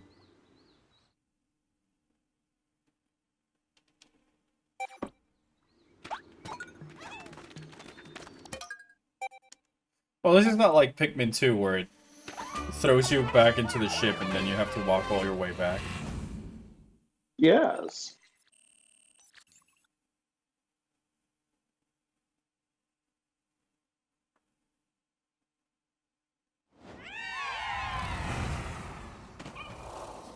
We fall. On to the end. Fucking Shadowbringers, man. That game is peak fiction, in my opinion. The story and everything that happens in Shadowbringers is what I would call peak fiction. I still tear up from it. And I think part of the reason it's so magical is because of how fucking subtle it is about his stuff. No, you can, yeah, it's little right, and then right in the emotions, and it comes out of nowhere. Oh, what's the last line you say in the game? Remember me. Oh, no. No, you can't make me tear up over a game character. 2 words. The land Remember buckles. The land burn. The cities went rent. The waters went rent with bottom. Dude, the final dungeon of the main story in Shadowbringers is like the build-up to that. Welcome to the final days of Umberat. Oh, did I tell you about the perfect birthday present Yoshi P gave me the other day? Once or twice. So, well, I doubt because this was 2 days ago, but... Oh, okay, this is something different than the other thing. On my birthday. Okay, go on. I went to do my roulettes on my birthday. Okay. And every one of my roulettes was a different, like, dungeon or trial that I actually love. So, I had, for my trial, I had Seed of Sacrifice. For my normal raid, I had Eden Leviathan. So, yes, Slay Caesar, Leviathan. Then for my, you know, level 80, 50 dungeon and all that other stuff, I had the tweening. So I got to hear the and then on my leveling roulette was Tower of Babel, or as Pawn and I like to call it, Tower of Sod. And then the day after, when I went to do my level 80 roulette, I got Amarot. So it's like, damn. With a team that worked on Hunters gone from Retro, would you still want Retro to develop the remake, or would you want another team, for example, Mercury's team? Well, here's the thing. I would like a whole new team to develop Hunters. I don't really remember much about the development team behind Hunters. That I actually have to go and check like the wiki and stuff to refresh my memory. Which I would do before doing the video in general. But I wouldn't really want Retro or Mercury's team to develop it, because I would rather have them focus on Mercury's team, you know, working on the next 2D Metroid games and stuff like that, and Retro focus on polishing Prime 4 for whenever it's ready to come out. To the point that, given that it's a remake and with a whole brand new idea, that you could probably take this opportunity to have a different team, be it from Nintendo or third party, to come in and give Hunters a proper treatment while having some staff of Retro helping with the polish and some of the DNA. So yes, some of Retro's team would be there just for like making sure that the original ideas and intents were there and it's not straying too far from that Metroid Prime experience, but I wouldn't want it to just be solely on Retro as well. Maybe you can toss it up to the team that makes Splatoon, since they have experience making multiplayer shooters now and stuff like that. I'm thinking out loud, you know? It's on-the-spot answers that I don't think are... that I've had no previous thought into them. You know how do Pikmin make noises when they don't have mouths except for Blue, which have gills? Well, you can make noises without having to open your mouth. So I just imagine it being like that. Aymeric is saying in the chat, fucking Amarok, man. That dungeon changed a man. That dungeon was so cool that Yoshi P had to throw Amarok 2.0 in Endwalker. With the final day. He really did. With the final day. But I feel Amarok was way more impactful than the final day. However, I don't know which one would be more like incomprehensible, sort of like Cthulhu Doom level. If Amarok or Final Days, like an entire world going to an end because of some unfathomable. I cannot say that word. Collector, how do you say? Unfathomable. Unfathomable. Fuck, I cannot say that word. It's like inevitable. I cannot also say that word. I cannot say that word. And I've wanted to use that word in my scripts. I need to practice saying those words. The point is unfathomable. It just becomes a tongue twister.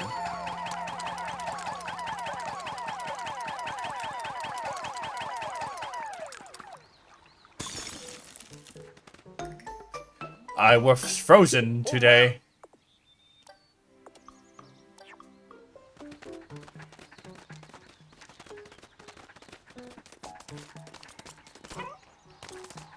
My question is, okay, so which is worse of the unfathomable doomsday scenario? What happened on Amarot? Or what happened on the final, or Meteon showing you with the final day? In my eyes, it's a bit like Amarot because it's the ancients who knew so much about the world. And stuff like that. I don't know. Welcome to the Pikmin 4 stream at the Orpheon, where we talk about Final Fantasy XIV lore.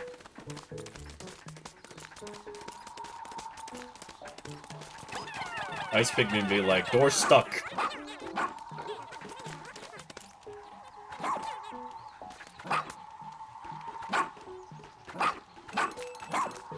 I've discovered the bark noise.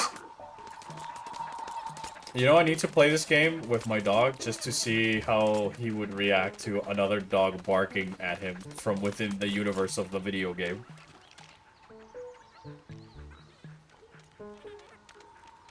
I also do like that a difference from Pikmin 3, Pikmin now stand at like the thing they were constructing instead of returning to the area where the pieces were at. I really like that change. I also like the idea that you're playing as your own original captain instead of some pre-made captain and stuff like that. Plus, it's all of mine. Yeah. Oh, I can just...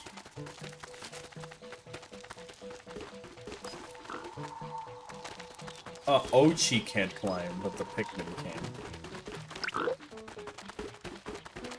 Well, at least he can't climb yet. I got blue picker packs. Could there be one of every Pikmin type? Ooh, I need 20.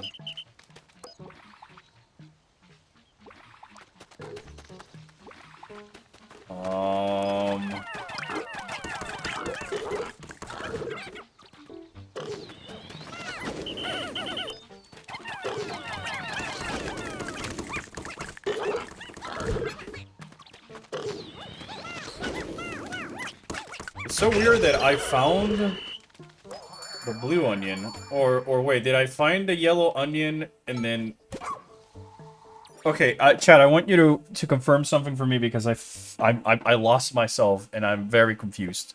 Did I collect a yellow onion and brought that back into the other onion that merged it so that way I can produce yellow Pikmin? Or did I collect was another one of those clover things that increase the amount of Pikmins I can have in the field? And because I collected a certain amount of them, that helped the onion bloom my yellow side. Is it idea A or idea B? I collected the yellow onion without noticing it because of the colors, or I collected...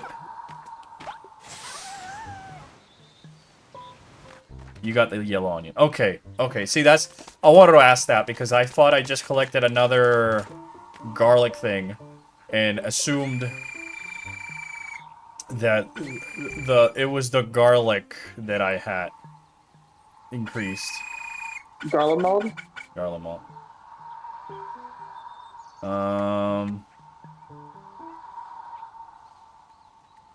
How do I do this? I'm trying to figure out how am I supposed to do this. 'Cause those Pikmins are stuck there.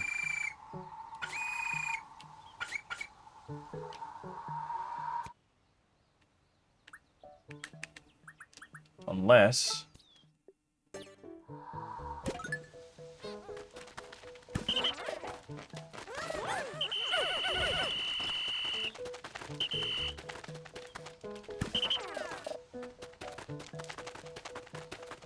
The captain can go underwater, so maybe I can have... Oh wait, never mind. The ice stays frozen. Not for long, though. Ah, me comprehend. Me understand now. Me have small brain. Me comprehend. Me small brain? Small brain works. Small brain idea. Light bulb. Activation.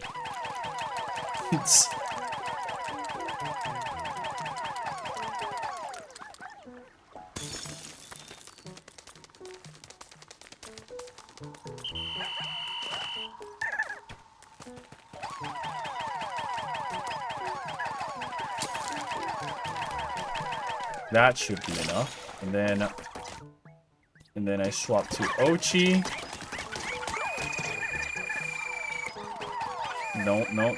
No, stop locking on, please. Stop locking on, please.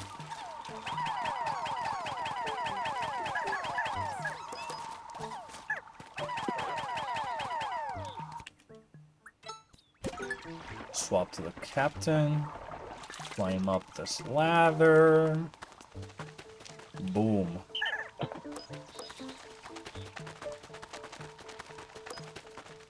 Ah, okay. I see what I...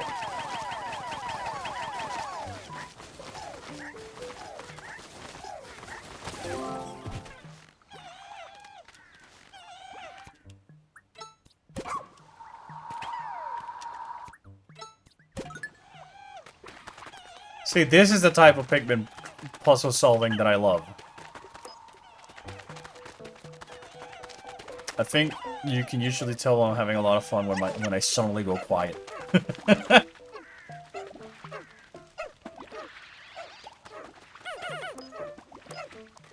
They can go up the wall. Oh yeah, that's right. They can climb up the wall. I forget about that.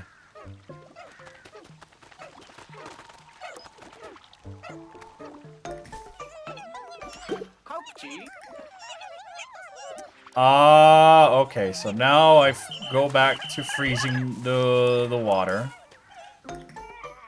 Wait, what? Yaha. Even brave people like him get scared sometimes. Don't push him.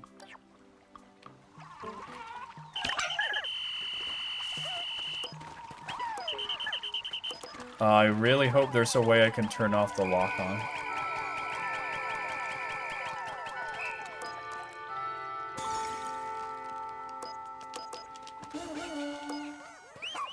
There we go. Bro, Galaxy Brain. Dude, that is so cool. You can actually do that.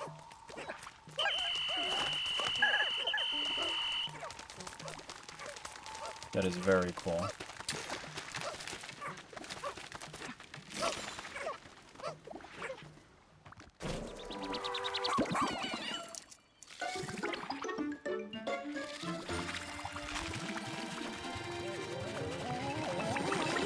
It's been!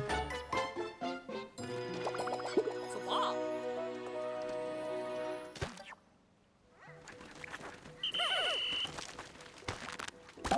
Hey, Collector.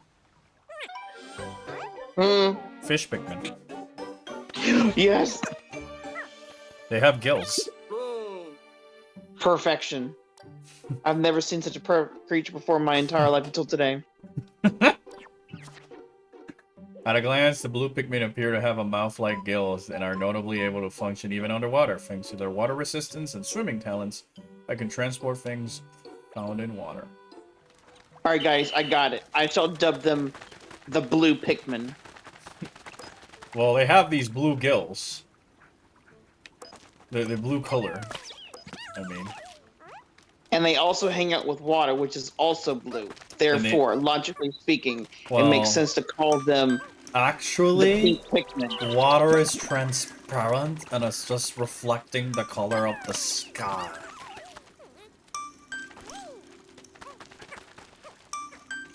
Nerd alert, chat. Nerd alert. Nerd Look, alert. Elma. Elma? Where? Where? Bird.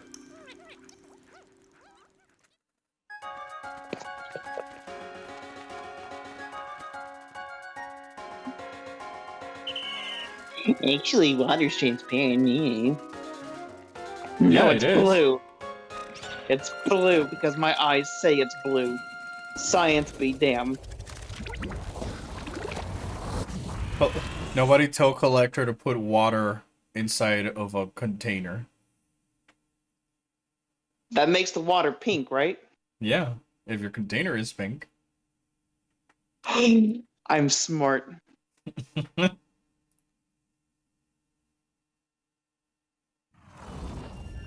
I knew I took classes for some reason.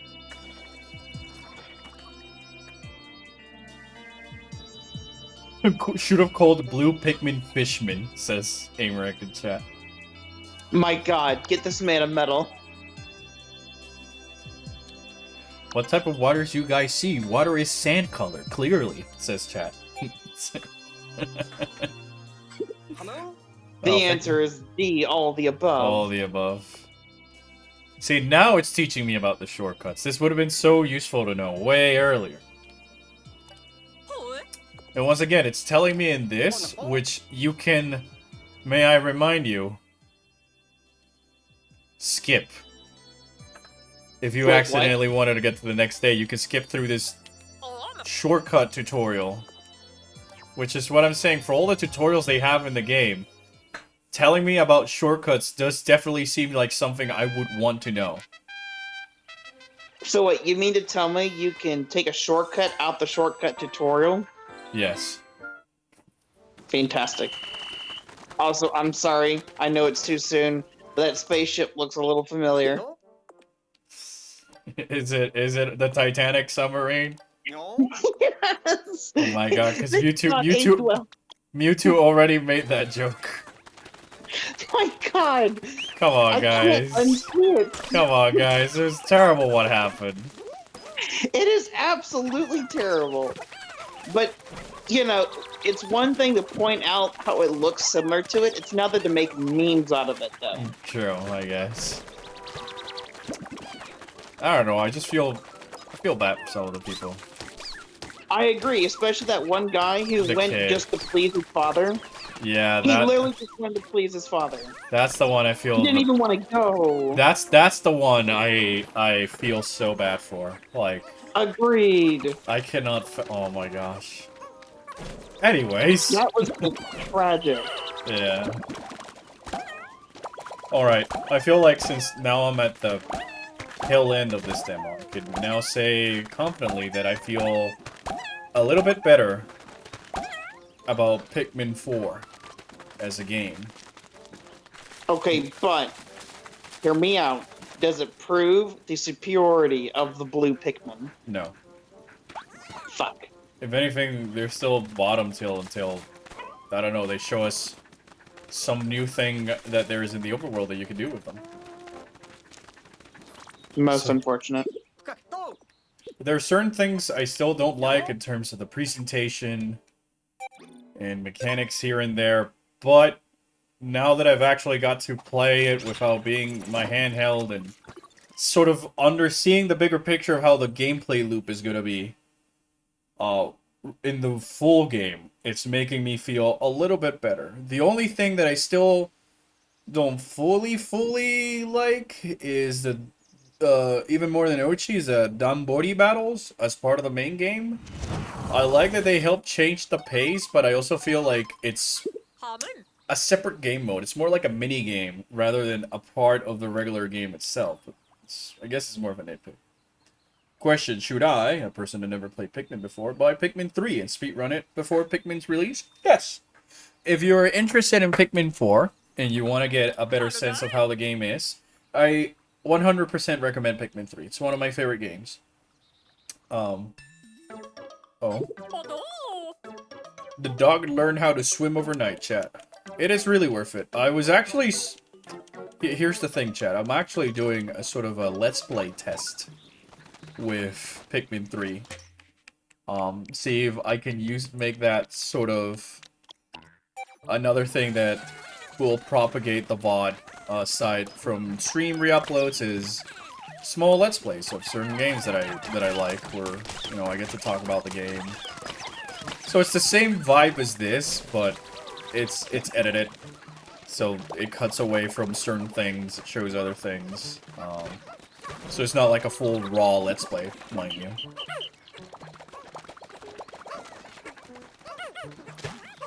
Let me know if that's something you might be interested in. I might have someone who can help me with editing that might fit within my budget. So... I used Pikmin 3 as a test run. We've made a couple of episodes. None of them have gone live, because I kind of wanted to finish the entire game in episodes before I started releasing them periodically.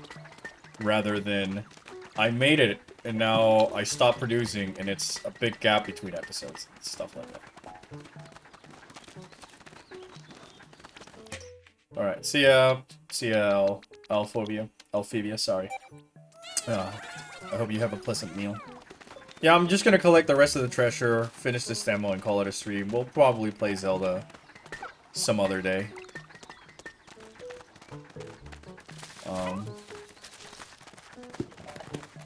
I do want to collect the baseball, because I really like baseball. Collecting is good. Yeah. But baseball is also good. Okay, but you want to know what's even better? Birds? Yes. And Yes. fish.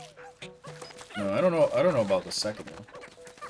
I don't know about about the other one either, but I mean, hey, See, fish is pretty awesome. Collector, if you wanted to beat me at my own game with this, all you had to say is like, Albert, think about it. Thanks to fish, you got Yuri and Noel in the summer pack.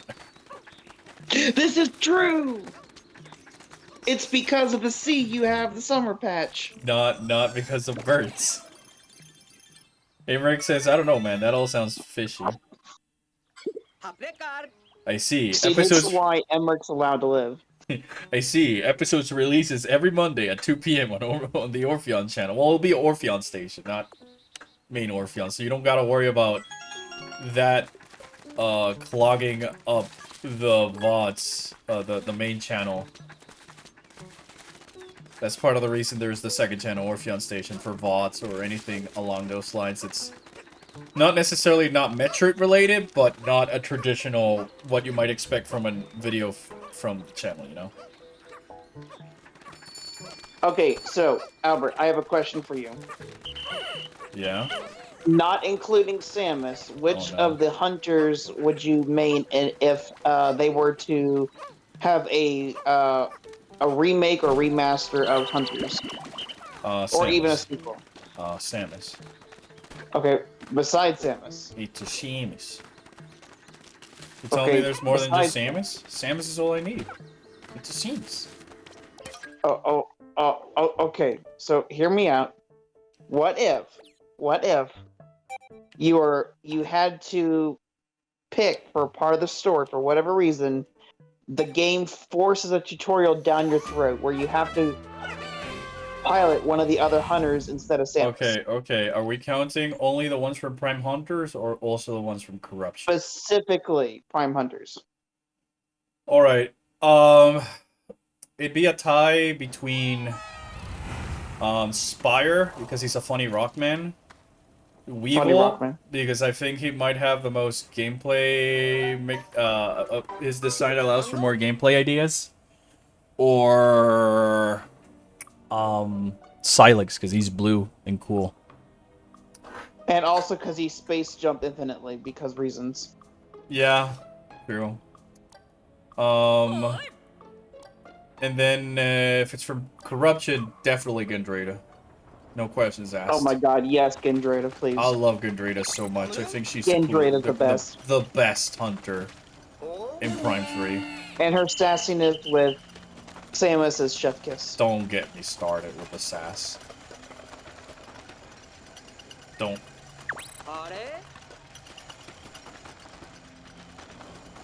Simping Hours brought to you by the Orpheon.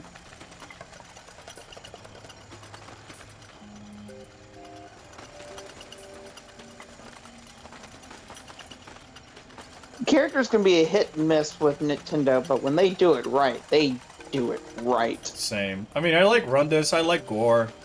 I like all the hunters sort of equally, but Rundus... Oh, wait. He was just funny Iceman. I mean, he was cool, but, like, I mean... He's yet another goody two-shoes. Exactly. That fights for honor, and all that other stuff, which is essentially also Noxus. Both of them of which are also ice-oriented characters with ice abilities. Now, I like the lore behind Trace. The Kraken are banished from their home world to conquer planets to spread their empire. Don't get me started on the lore. Don't get me started. The lore.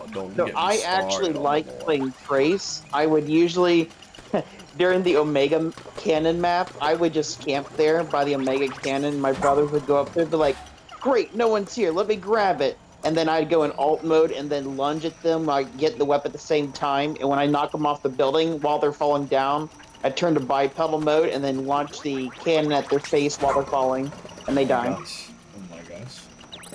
Part of the reason I also like Gore is because of what his logbook entry says about his, personality, how he gives some of his proceeds to charity because he doesn't need the money since he turned into a cyborg. Yeah, because he doesn't need food or anything. No, he doesn't need food or anything. He's a cyborg. So according to the logbook, I might be misremembering it, he does donate some of his earnings to charity. I also like the idea that when he merges with machines, his demeanor changes into the angry one. He's the typical cold, calculative one, but without that being the sole thing of, like, his identity. There's more to him than meets the eye. Yeah. Well, Rundus is the typical dude who fights with honor, collects trophies from his hunts type of thing, which is not bad. And I love Gandrita just because it's the sass. It's the first... It's the one character that does not kiss up to Samus. And she has a lot more personality, too. Yeah, and her boss fight says a lot about her story between the music, the mechanics, that really help sell that chip on her shoulder that she might have. And Agreed. stuff like that. Which is part of the reason I've always loved Gandrita.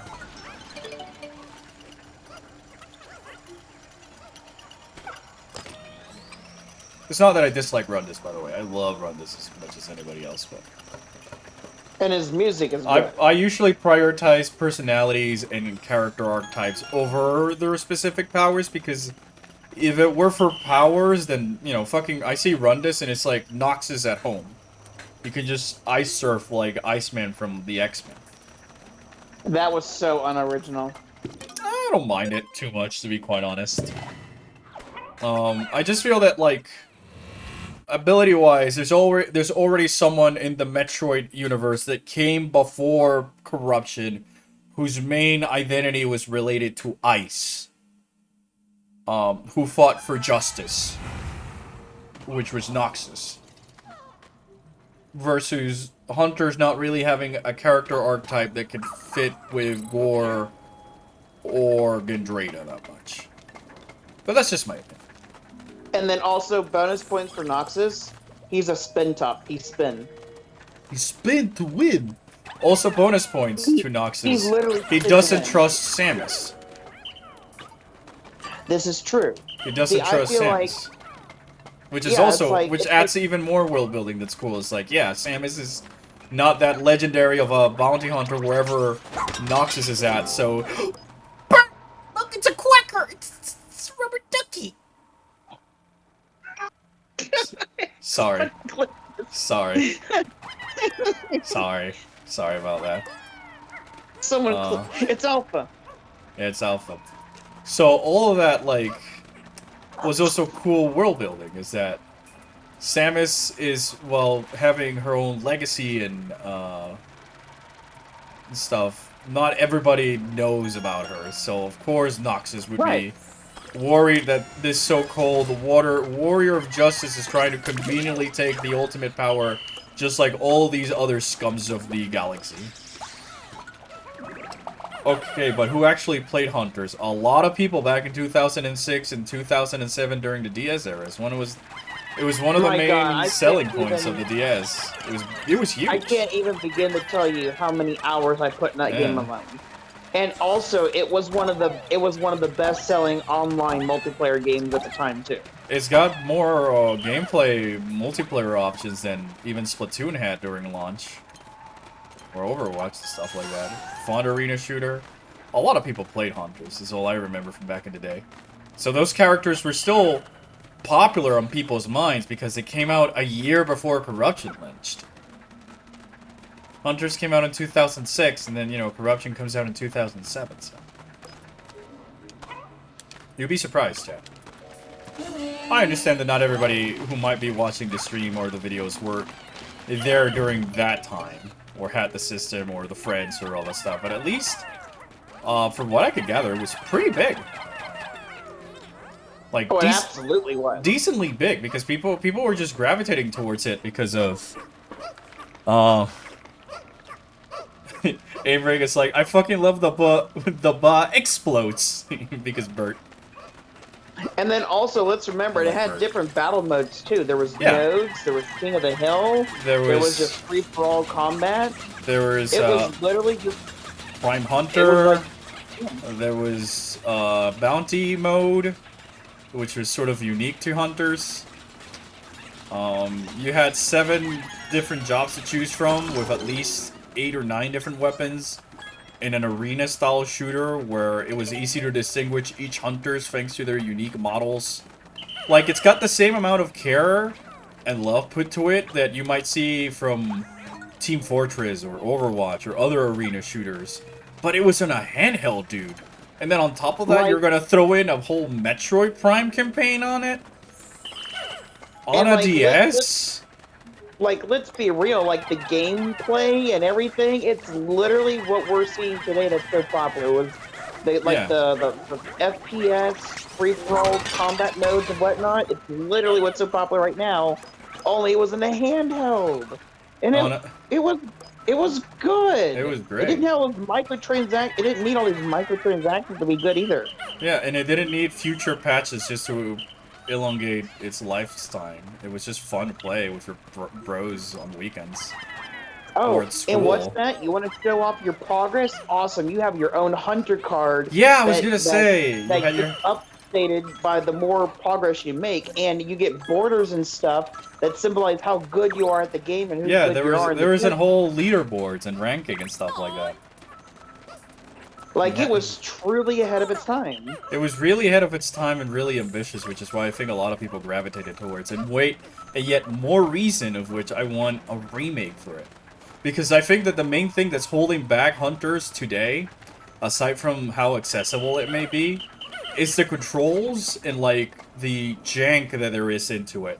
For example, if you fall out of bounds in, like, in the other Metroid Primes, you would just take damage and respawn back into surface, right? If you fell out of bounds in Hunters, it's game over. Go back to your previous save. So what sucked about Hunters is sort of the gameplay loop, which is get out of the ship, collect the Octolith, fight the boss, go back to your ship, and all this other stuff. And all this was on a Nintendo DS game back in 2006. And we had like 30 we had like 30 maps changing in sizes and compositions and all that stuff, which are based around the maps that you fought in the campaign. And correct me if I'm wrong, but wasn't single player literally just added on for just because they could? Yeah. It was originally Like, just yeah, it was a the focus repeat is map. clearly on multiplayer. When you play it, you could tell that the focus is definitely on the multiplayer. But the fact that it still has something that tries to emulate the Metroid Prime experience on the Nintendo DS in 2006 is like, wow. And see, that's why, in my opinion, that's why a lot of Metroid Prime fans were also disappointed by Metroid Federation Force, because we went in there after seeing the amazing game that was Hunters. I think with the Federation Force, however, it's more that fans who wanted something like Federation, for instance, I wanted something like Federation all along. But what I was imagining the game to be is more along the lines of Star Wars Republic Commando, where Okay, yeah, that would be good. where it's That would be a story campaign with characters that have personality that takes place during the war of Metroid Prime 3. So while Samus is taking care of the stuff in Brio and all that stuff, this group of troopers is going somewhere else in the galaxy where the space pirates are doing the same thing with the Leviathans or whatever. And then Samus might chime in, or Rundas or Gore. Or it could even be in that month, take place during that 1 month that Samus was unconscious in Prime 3. So that way you got a chance to interact with a little bit more with Gore and Rundas and Gandrada before they turned to the Phazon corruption and stuff like that. Right. I think that's part of the reason why the fans who were, like myself, who were okay with the idea of a team co-op shooter within the Metroid Prime universe from their perspective of the troopers felt a little bit disappointed. It's because it didn't have that extra frosting on the cake.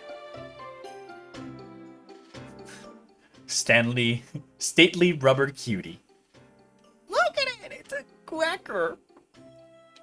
It's so cute. But yeah, like, man, I just feel like if it would just had the, like, if it, like, out of context, without those expectations, Federation Force is not that bad. Oh no, like, if you take away those preconceived notions and expectations that I only have myself to blame, because when I played Republic Commando, it was close to when Metroid Prime 2 came out, and I saw the Federation Troopers for the first time. And I said, yo, it would be cool if that was a spin-off someday. Right. But when I remove all of that, like I mentioned in my old video, I really enjoyed Federation Force for what it is, and I had a lot of fun playing it co-op with my sibling and some friends. And unfortunately, when I got a hold of the game, it was already dead. Yeah, it was I, already I, I dead. would I would spend like 2 hours waiting for someone to get in a match, and then they quit right then and there. Some of the missions were surprisingly hard and all that stuff. I will say this, if anybody wants to play Federation Force, hit me up on Discord. Sorry.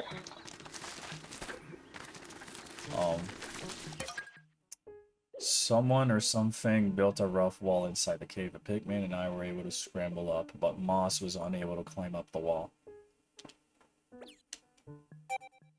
Remember when I said I was gonna, you know, just finish the demo? Remember that? What happened to that? Oh yeah, actually, speaking of demo, let's also remember how Metroid Prime Hunters had its own unique demo too. Yeah. But you know, First Hunt was different because that was just clearly like the Wii Sports of the DS. Of gameplay. Yeah, it was a demonstration of what the DS could do with a first-person shooter type game, and the touchscreen as a control and stuff like that, rather than all this stuff. This is a big demo, but I like that it's big because this later portion that I've been playing so far. Like, chat, whenever you see me go on autopilot, it's when I'm actually having a lot of fun with the game. It's what I've noticed. And right now, I'm just zooming across, multitasking, and all this other stuff. There's that I'm like, here's the Pikmin that I love. Here it is. I'm starting to see how Ochi adds stuff to gameplay. I'm starting to see how the different Pikmins and the controls and what you can do with the limitations and stuff like that. I can't believe it took 19 years for us to get this game. This game starts off pretty badly. Yeah, the game does start off pretty badly, and I usually say that tends to be a death sentence with some games for me.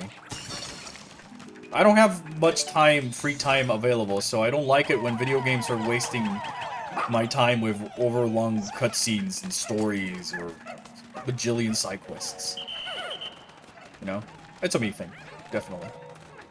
Sorry, Collector, you were saying? I'm sorry for cutting you off. No, you're fine. My biggest complaint about Metroid Hunters is that I'm left-handed. Oh. And so I would have to hold the stylus in my left hand and prop up, and because you know you have to hold the DS with both hands, right? I would use my pinky to hold the left side of the DS, and then use my other fingers to hold the stylus in my left hand, and then maneuver with my right hand on the 4 buttons to even move direction because I'm left-handed. That's... It was poorly designed for left-handed people, and that was the biggest complaint I had about it. More reason we need a remake. Because imagine playing that game with twin-stick controls. You know, which is clearly what they wanted it to do, and what we're trying to emulate with the what you call it, the touchscreen controls. Right, and because, you know, I mean, I could use my thumb to, like, press buttons and whatnot, but the only way to accurately move with a left-handed person is that you couldn't use, like, a control stick or whatever. You had to use a stylus in order to even be consistent with your aim, and so that was a huge struggle, and because I put so many hours in the game, my hands would cramp so hard to how I had to hold it as a left-handed person. Yeah, the struggles were real. Yeah, I'm just picturing it. Chat. And also, yeah, I feel robbed of my representation as a left-handed person. For many years, Link was a left-handed person, but whenever the Wiimote control came out, they made him right-handed because everyone else is right-handed. And so I feel so robbed of my representation because ever since then, Link is now right-handed. Is he right-handed in Breath of the Wild and Tears of the Kingdom? Yeah, he's right-handed now. He's only been right-handed since Skyward Sword. Since Twilight Princess.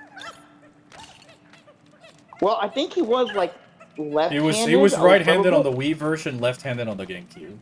Exactly, because you know, up until that point, he was always left-handed. Yeah. Always, always, always. And I really liked that because I was like, because I'm the only left-handed person in my family, and then they made him right-handed because everyone else is right-handed. I was just like, I felt so robbed. Yeah, dude. My question is, chat. Somebody in chat was saying that they had the Matryoshka doll stuck in the water. Couldn't you freeze the water with the ice Pikmin and then pick it back up, or would that be stuck in the ice itself?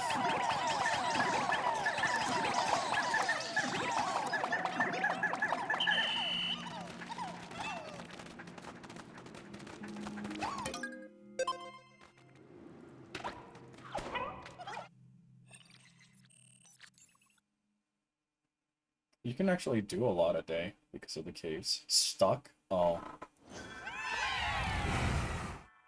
So yeah, you do need to get the... 기도?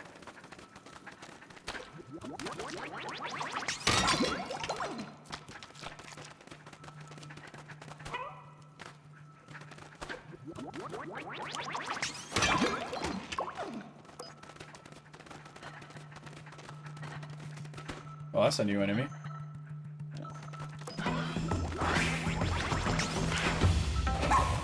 Oh, and it's playing new music and everything.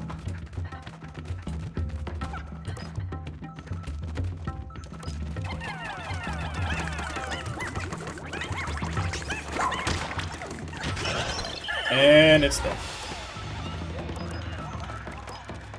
Whatever it was, it has perished. Rip.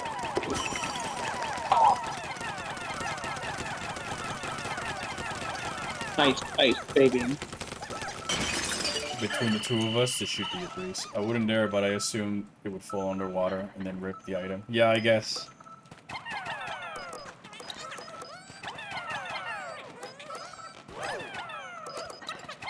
I guess another advantage that you have now that you can jump, thanks to Ochi and the Pikmin, is that you can no longer have to... You can have a little bit more vertical level design without necessarily having to toss one captain up and then another toss the Pikmin to that captain like it's in Pikmin 3.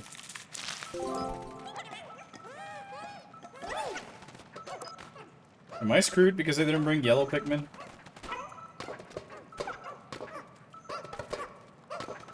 I guess I am.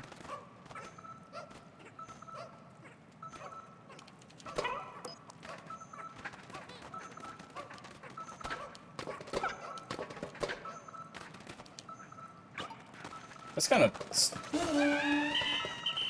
It's kind of strange, because I thought the game was pre-selecting the Pikmin composition that I would need.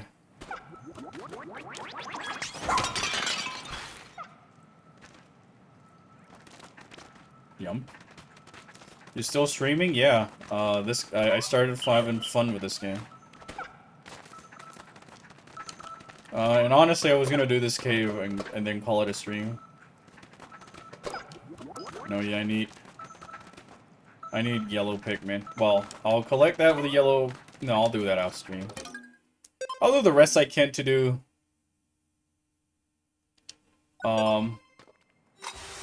Wait, could I swap? Could have I swapped Pikmin under the cave? Is that something you can do? Ram it with the dog. Oh boy, I keep forgetting that's a thing I can do. Bruh. I'm so dumb.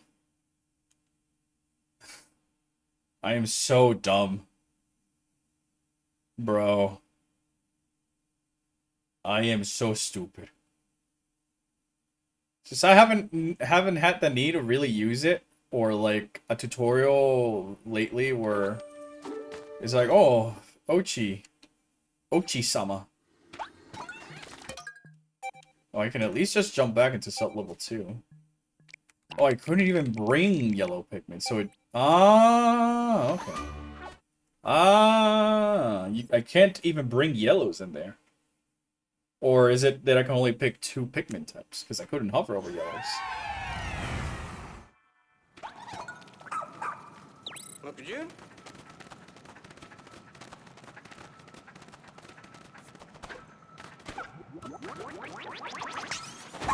There we go.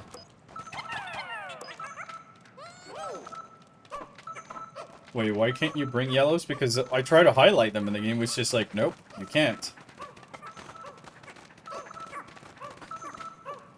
I am taking that as a sense that the game is the caves have pre-selected Pikmins that you can bring, so you're not bringing extra fluff that you at the end you don't need. So that way it's not like in Pikmin 2 where, oh, I'll bring every color because I'm not sure, so you only end up with like 15 or so, 25 of each Pikmin or whatever.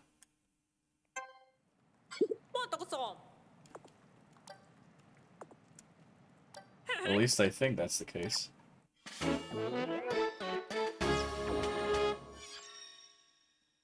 Yeah, he's already unconscious, Emmerich. It's not gonna feel a thing. What's the worst that could happen? Blue Pikmin how? Well, I did what chat suggested, which is farming ice Pikmin. I went to the cave of ice Pikmin, and each time I came out, I had 30. Then I froze the water, built the bridge, sent all the ice Pikmin up there, leveled up Ochi's gathering so he can count for 10 Pikmin, and then while I have 40 outside on the map, I had 30 freezing the water, the other 10 reds carrying back the captain over the freezing water, while Ochi pulled for another 10 thanks to the level ups that you could do with him.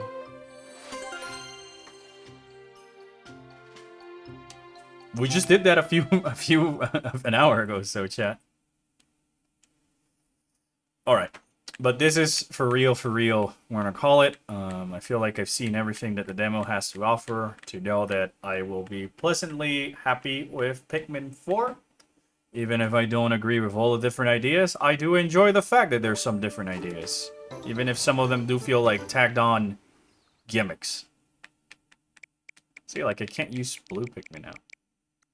I can't use blue Pikmin. Why can't I use blue Pikmin?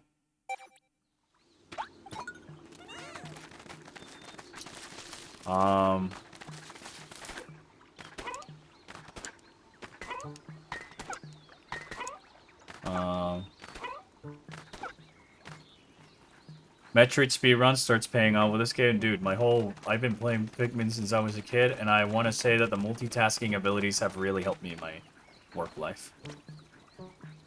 Oh yeah, I can only bring 3 types of Pikmin.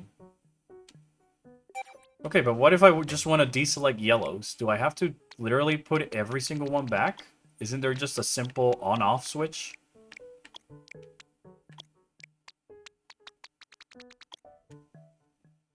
This is so stupid. If you're gonna have this rule, at least have an option that's like, put back all, like, deselect the entirety of the Pikmin. Because even though you have the 10...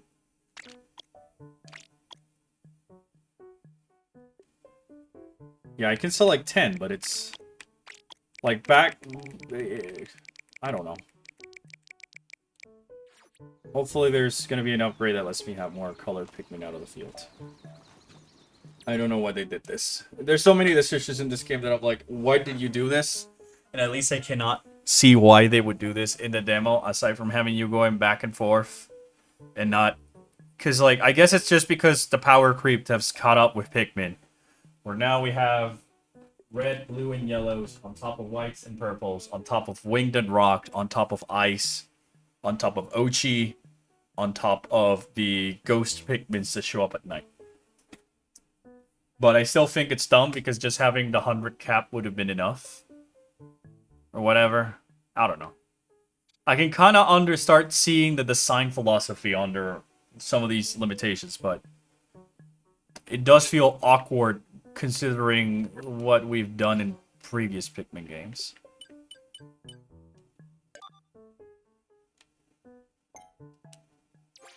Alright. But with all that, I am really going to call it here a stream. I really hope there's an upgrade for max Pikmin types, because that's definitely the worst change in my opinion. For me, it's that, and the sort of small limitation, because if at least you started at 50 and you work your way towards 100, at least I would feel like I can start multitasking a lot more often. And it would also be nice that the game told me some things better than others. Among them, the shortcuts. That how to get more points to level up Ochi, or stuff like that. That might be a little bit awkward to some other players to find, or especially if they tend to mash buttons and not read through dialogue, because sometimes when there's too much dialogue, I just start skimming through it because I just want to get back to the game. But I'm having a lot of fun. And I'm going to call it a stream here. Maybe we'll have one sometime soonish, but I don't know, depending with my schedule. But yeah, I'm pleasantly happy with what I had. I was having fun. But I'm not still 100% sold like I was when Pikmin 3 came out, but I'm pretty sure that might change with time and once I'm let out to do more things. But I'm going to call it a stream here. Thank you everybody for tuning in. Thank you all also for being very vocal in the chat. It definitely makes streaming go by a lot faster for me. And It makes it more entertaining too. yeah, it also makes it more entertaining for me and to interact with you guys, because I do like interacting with you guys whenever I get the chance. All I'll say is that keep your eyes on the community tab of the main channel for some polls coming soon. And the same is in the Discord to simply see, now that I'm sort of closing the book on the Metroid Dread era for the type of videos I want to do, where we go see from here. Yeah, I didn't also, like, certainly, America, it didn't feel like it 3 hours went by, and I will say that's a positive. When I play a game and time flies by, I know I'm having fun. But anyways, thank you so much for watching. Stay safe, and have a pleasant evening, afternoon, or morning. And take care. Bye-bye.